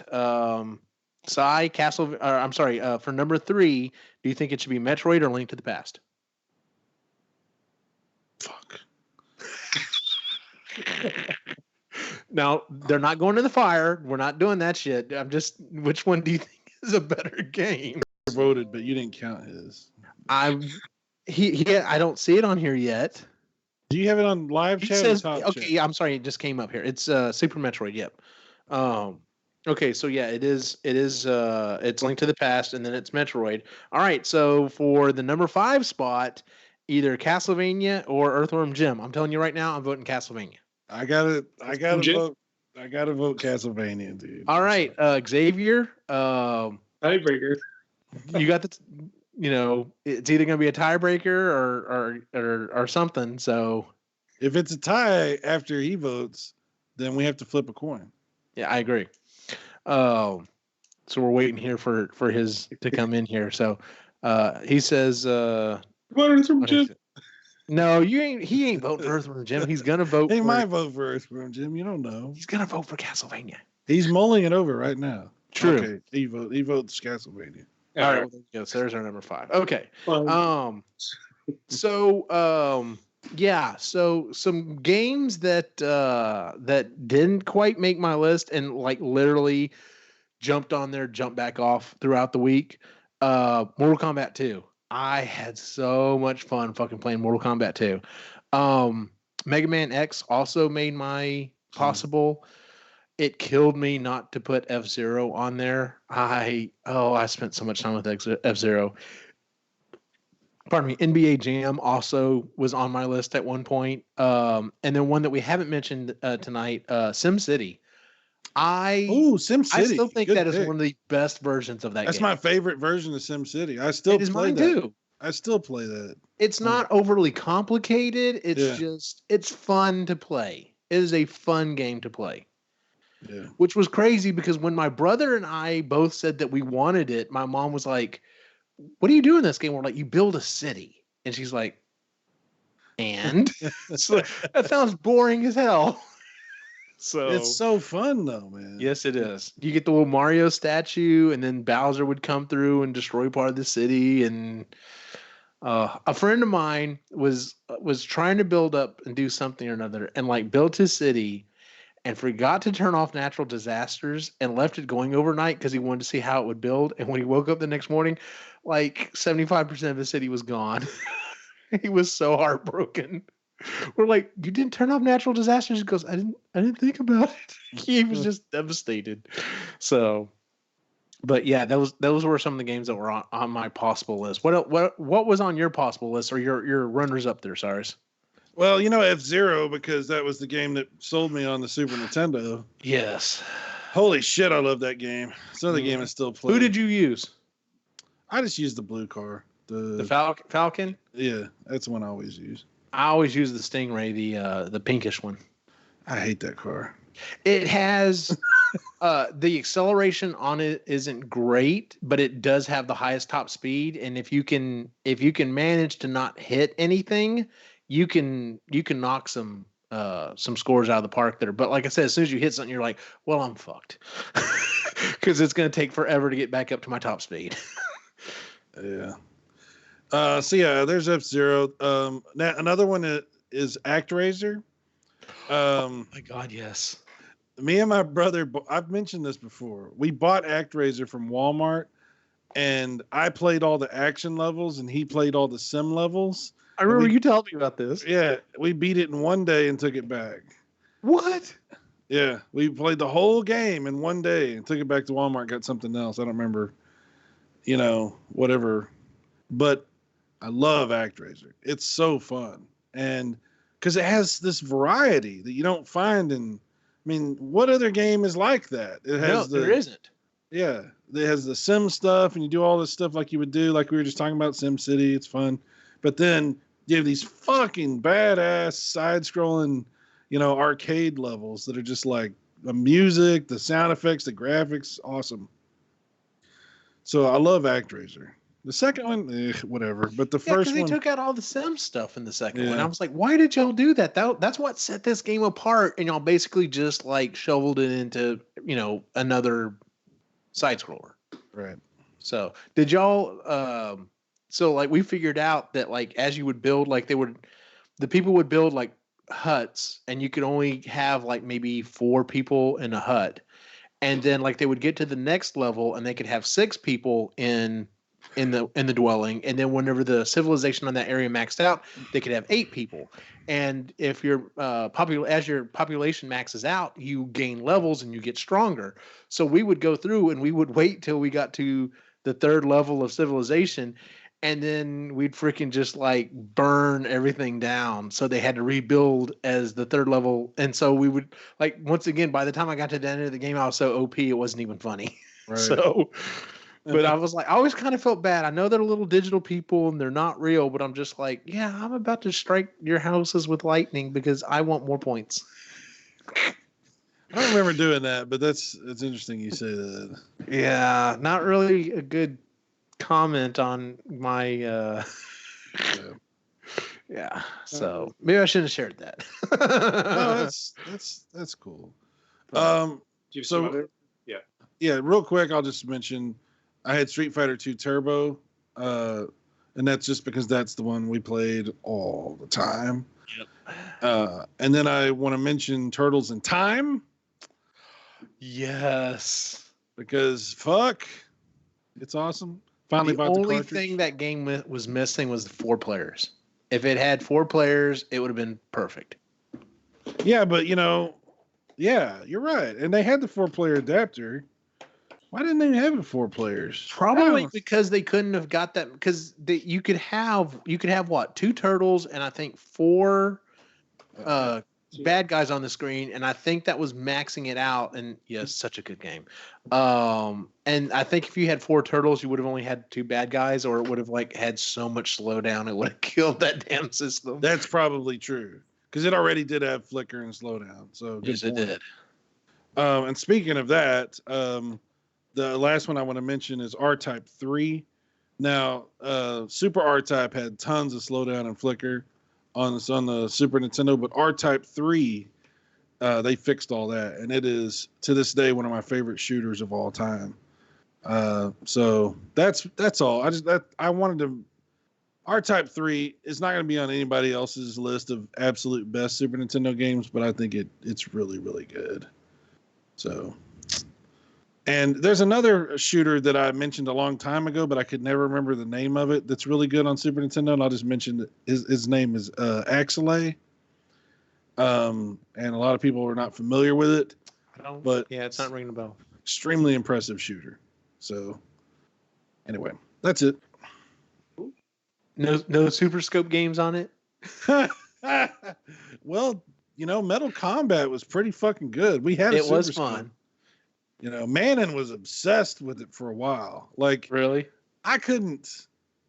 I did Super Scope a little bit, but I was just like, it's not a light gun. You got to do this whole thing on your shoulder. Yeah. Yeah. After a while, it got tiring. Yeah, and it was precise. So the games required precision. So it wasn't like a light gun. It wasn't like Lethal Enforcers or something where it's like bang, bang, bang, bang, bang. We're having a good time. This is like you have to be like, yeah. And Manon is like that, So he was all about Metal Combat and Battle, whatever that other one was. I don't remember. We had like 3 Super Scope games, and he really enjoyed it for a long time. That was one of the things I traded to get my Atari Jaguar. When I traded my Super Nintendo with all the shit, the Super Scope went with it, and I had to get money for Atari Jaguar, which was a huge mistake. But yes, didn't it take like 6 AA batteries? It was ridiculous. Yeah, dude. Yes, and I remember if you forgot and left it on, that was it. Oh, it fucking 8 batteries. Like nobody's business. Like the Game Boy fucking ran on 4 AA batteries for like years before you had to change it out. But the Super Scope 6 would eat 6 AA's like it was nobody's business. Yeah. And I never understood that. If you accidentally left the damn switch on, it would just suck the juice right out of the battery, and you'd lose all brand new batteries gone. Yep. Fucking sucked, man. I mean, literally. But it was not good. Ray, what's on your honorable mentions? Okay, so I'm remembering Sega. Okay. So Sonic the Hedgehog, obviously, you got to mention Sonic the Hedgehog. But not on the Super Nintendo. Yeah. Toe Jam and Earl was a fantastic Sega game. I don't know if you guys ever played it. Yeah, I played it. It was a lot of fun. Again, I was the right age for it, so that's why I had to mention it. Road Rash 2. See, these are all Genesis. This is like these are like not just Genesis titles. These are like defining Genesis titles, right? And they were so much fun. So much fun. Smash TV was on both SNES as well as Sega. And I've mentioned it before. What a blast. Like that game, I thought it was so creative. How did you play? Because on the Super Nintendo, you used the cross pad to move, and because of the orientation of the 4 buttons, you used that to kind of like shoot. How did you do that with the Genesis controller? I don't remember. I think what it was on Genesis was you had to hold a button, and if you held a button, then he kept firing in one direction, and if you let go of the button, it would fire whatever direction you were moving in. Yeah. So I think that's what it was. I don't remember. So. Okay, that makes sense how they would do that, because I was just sitting there thinking about. I was like, how the fuck did they do that with the control? Unless you had the 6-button controller, which I only ever knew one person that had it, and I was it still wouldn't have been the right format because the 6-button controller in Genesis was 3 and 3. 3 and 3, yeah. So, Altered Beast was the other one that I was going to mention. Also defining. it's really funny to me that so many people hate Altered Beast. I don't understand it. Like in the past 10 years or so, the public has agreed to just hate Altered Beast. There are so many videos on YouTube of YouTubers shitting all over that game. And I'm like, what? When did this happen? Because I always loved Altered Beast. I thought it was fun as hell in the arcade. I thought the Genesis version, to me, is actually better than the I arcade. agree with that statement too. From the same. Yeah. I love Altered Beast. I've always loved Altered Beast. I don't understand the hate, but there are just so many people that they all just, it's agreed that Altered Beast is a terrible game. It's like Altered Beast, the worst game of all time, and I'm like, what? Even close. E.T. wins that. I was gonna say, yeah. Have you never played E.T.? Like, that's one of those funny things. Like, anytime I ever hear anyone says, "Oh, well, this was the worst movie ever," and I'm like, it's technically not a movie, but have you not seen the Star Wars Holiday Special? Because that will bring all joy from your life. I mean, but I don't get it because Altered Beast graphics are really good. The controls are good. It's got a great concept. Yeah. It's 2 players simultaneous. I don't get it. There's a lot of variety. You would think, at least for the furry people alone that love, that shit, you would think, but whatever. I don't know. Let's see here. A couple that were actually on Xavier's list that we didn't mention. So Super Mario Kart. Lot of fun, just only being 2 players. When it hit the N64, that's when Mario Kart fucking like blew up. I'm not good. I'm not good with Mario Kart on Super Nintendo. It's hard as shit. I like it, but I'm not. It's not like I play F-Zero. I don't play Mario Kart on Super Nintendo. Well, it is very slow. It is very slow. Painful. Donkey Kong Country. The graphics on it do not hold up. No, because I enjoyed it better with the PlayStation. Donkey Kong Country? Right? I think you're thinking of something else. Unless the PlayStation in Canada is owned by Nintendo. No, what the hell was it that was on the PlayStation that was like that one? Banjo-Kazooie? Bandicoot, maybe.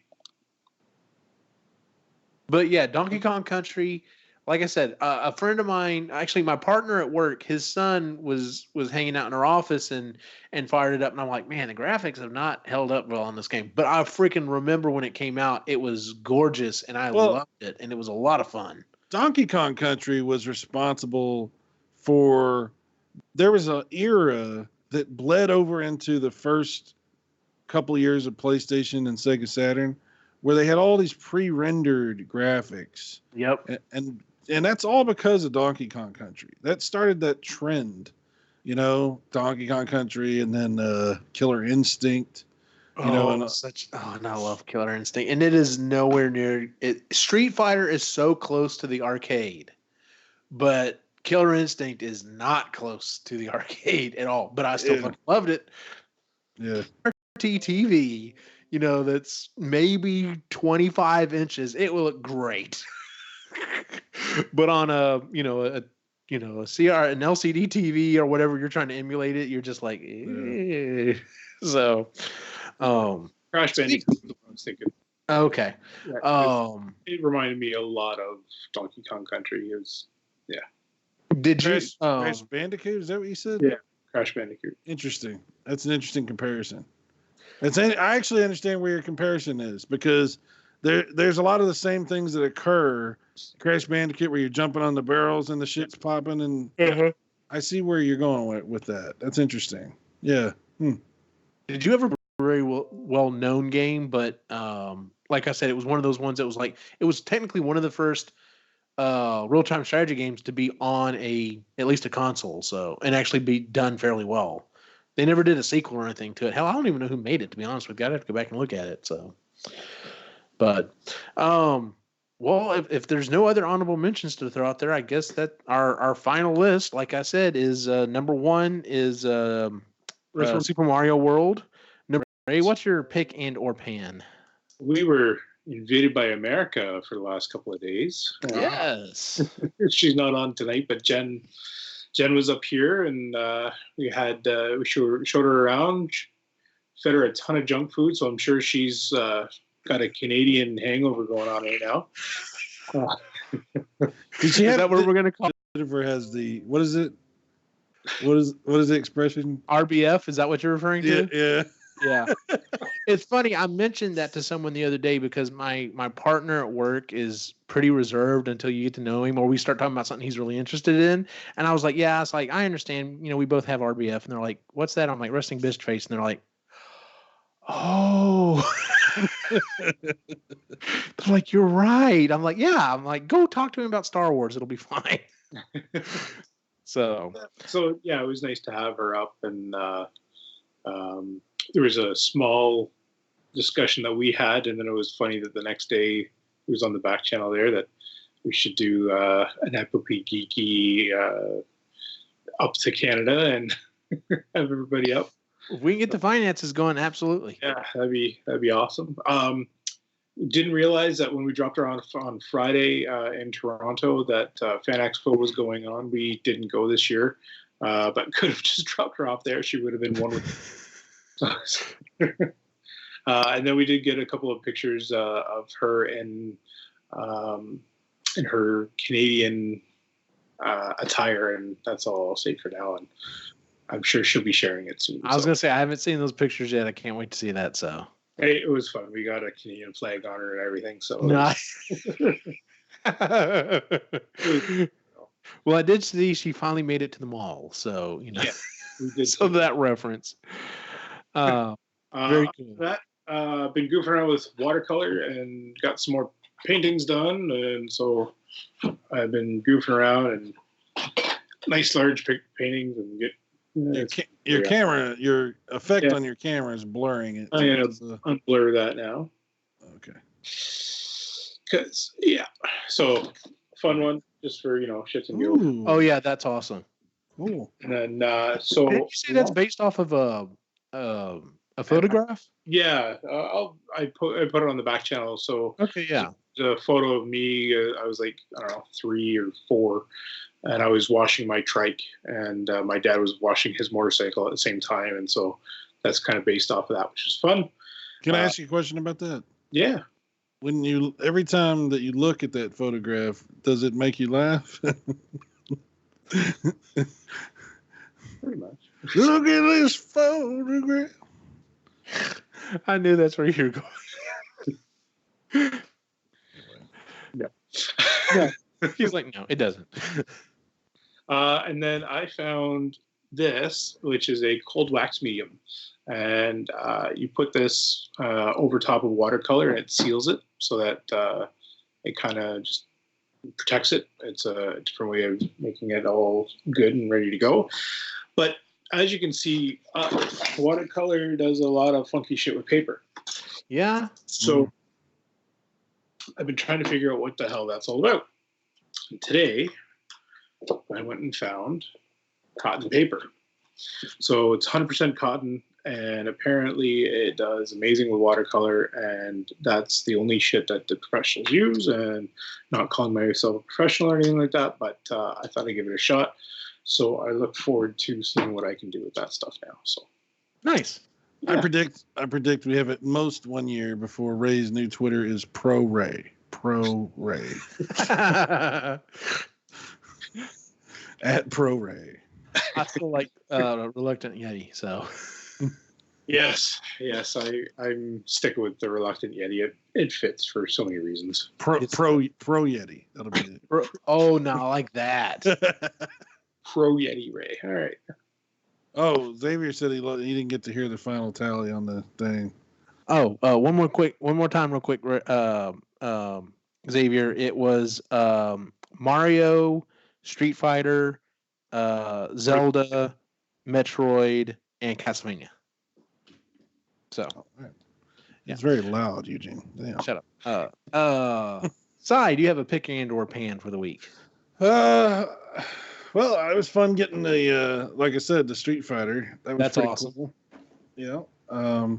wasn't even planning on buying it, but one of my buddies in my chat, because I did a video about this game, and he's like, "You should buy it. It's fucking cheap." And I was like, "Really?" And I looked it up, and I was like, "Fuck yeah, I should buy it." So I didn't even plan to buy it, but yeah. So that was really cool. Confirmed in box everything. I was shocked. You know, Mac? huh? Does it work on a Mac? Well, not well. No, anyway. I was gonna make a joke, but I was afraid where you were gonna run with that. I was gonna be like, I don't even know what port you would stick that in, but you know. Yeah. Yeah, the TurboGrafx on the Mac is just the graphics. It's not the TurboGrafx. Just the graphics. Just the graphics. But yeah, I don't know. That's pretty much it. I haven't done much this past week. It's been a while since I've seen a movie or anything. You know. Ditto. But I did start watching Mindhunter. Oh yeah. Have you started the second season, or are you still in the first one? I just started the second season. Okay, I haven't started the second season yet. Oh, that first season is so good. Yeah, it's on Netflix if anybody's interested. It's really cool. Oh, totally forgot to mention. I was excited that Disney Plus is Yeah. the same time that it's coming to the US, so that's pretty cool. Oh yeah, like they're rolling out strong with it. And I was listening to something the other day. They're like, yeah, they're doing like 170 countries, and they're like, do you think they're overextending? They're like, remember, they're running off of the backbone that like the company that does the NHL and baseball and stuff. They're like, no, they know their shit. They can do this. This isn't going to be a problem for them. So, yeah, I'm excited. Yeah, and then the other thing that we didn't mention it at all. I thought I'd get your opinion. The whole Disney Sony. Guys, let me just say this. I think Sony is playing hardball with Disney. I don't think this is. Everybody needs to relax. It's going to get worked out. Mm-hmm. Everybody wants to make money. It's just a matter of. I heard it was almost a done deal that they've got it back, and it's all. So it's going to be fine. It's going to be fine. It's just one of those public fucking things that happens. Like, you know, like when you, I don't know if you don't listen to radio. I know, Eugene, but like if you hear like a commercial, they'll be like, make sure to contact your cable company because you're going to lose CBS or whatever. You know? It's that same shit. They're going to work it out. It's just, they wanted to make sure they made it public so that everybody would, you know, try to. I think Sony didn't. I think Sony was going to have more people, or Sony thought they were going to have more people backing them up, and then realized, oh shit, there's not as many people as we thought. Well, Disney got out in front of it, and I don't know who's going to fucking know the real story here. Yeah, but there's like different sides to it, and Sony has their take and Disney has their take, and different people have interjected with little bits of, knowledge. It doesn't really matter. I'm not getting caught up in the drama. I don't know. We're not really going to know. It doesn't really matter anyway. These are corporations playing games with each other to try to make money. That's all it is. And it'll get worked out. Yep. Yeah, you're right. Xavier says publicity stunt. It's absolutely a publicity stunt. You know how much more money this is going to make the next Spider-Man? Because of it makes Spider-Man a more valuable commodity to make it look like it's being fought over like this. Yeah. So, and I'm to the point, like I would bet money on it. It's going to get patched up, because the bottom line is, and I didn't realize this, Far From Home is the highest grossing Sony movie ever. Yeah. And I'm like, I don't care who you are at Sony, you are not going to walk into the shareholders and say, by the way, we broke off the deal to keep making these movies. You won't be there much longer. This is just a way to drum up business and get some publicity and everything else. They will fire your ass faster than you could ever believe and get someone in there and be like, go make the deal. this is going to keep happening. And that's why I think maybe somebody thought they were going to play smart and like, oh, we're going to put this out there, try and get some people more on our side. And then I think it kind of, that didn't work as we thought it was going to. So, well, I'll be honest with you. Like I said, whenever whoever posted it on the back channel did, I saw it earlier in the day and I thought it was a joke. I was like, yeah, right. Sony pulled out of this. They're not idiots. And then I was like, oh shit, they really did this? You fucking idiots. See, the thing is, what I had seen is, and again, I'm not defending anybody or making any kind of statement because I don't fucking know. But what I had seen was that Sony, whenever all this shit blew up and it was like, hey, Sony's canceling the deal and all this kind of shit, Sony, they had executives come out and put out a statement, saying something to the effect of, whoa, we're not canceling anything. We just couldn't work things out with this Kevin Feige guy. And we wish we could have, but he's got to go on and do other things because of scheduling or whatever. And we're looking forward to working with them with someone else. And so that's why I was like, look, I don't know what's going on. You guys might be right. It might be Sony was like, let's play hardball and see what happens. And then when shit blew up, they're like, oh, whoa, let's spin it now and say we didn't know. Yeah. Or it might be that Disney got out in front of it, was like, oh, really? You want to fuck around? All right, we're going to make this look like you're a bunch of dumbasses and, whatever. And then I had a lot of people were like, well, why didn't they just buy fucking Sony? Can't Disney just buy Sony? That was the other fucking funny thing that was the meme that I love. It was, of course they have two characters and they put like the company name over whatever. And it's Rocket Raccoon asking, how much for Spider-Man? Not for sale. Well, how much for the company? Excuse me. Actually, you can't do because it's a Japanese-owned conglomerate. You actually can't do that. But believe me, Disney could if they have enough money to buy Sony 50 times over, probably. Yeah. Even though Sony's worth a shitload of money too, but not anywhere. Disney's just insane. Yeah, Disney, no one rivals the mouse really now. It's kind of scary. Both good and bad, right? There's pros and cons. And there's definitely pros and cons with it. So that's a whole other show, but anyway. All right. Well, real quick, my pick pan is they started doing the pre-orders for the updated Ghostbusters game that was on the 360 and it was on the PlayStation 3, and they're remastering it. Yeah, it'd be cool if they added some things to it, but honestly, just getting the game back, and I just recently replayed it again, and I think it still looks good. It still holds up, but seeing it in a higher quality would be cool. Especially considering you can't buy it anymore. So like if you previously had a copy of it, they finally made it so you could play it again. But yeah, like I'm definitely buying a physical copy of the game because I don't want to run into a situation where like, well, we stopped making it and the company that made it went under. And I was going to talk to you about this. I'm glad you brought this up because you had asked the question. You had said, should I get this on my Xbox One or should I get it on Switch? Mm-hmm. And I really feel like you should get it on Switch because the portable aspect, but also if they add some kind of motion control option for the Joy-Cons for like when you're doing the what do you call it? The proton beams. Yeah. Yeah. You're going to want that. Absolutely. And you know what? I did not know, and this is crazy. When they came out with the game, it was on they had of course the highest quality version was on the Xbox 360 and the PlayStation 3. They also released it on the PlayStation 2 with lower, visuals, but they also released it on the Wii. And of the Wii, of course, had the worst graphics of them. It was very cartoon kind of stylized. There wasn't like, super shading and all this other shit. And you could use the Wiimote to, act as your proton beam. But I didn't know this until I talked to some of the other, guys that I hang out with.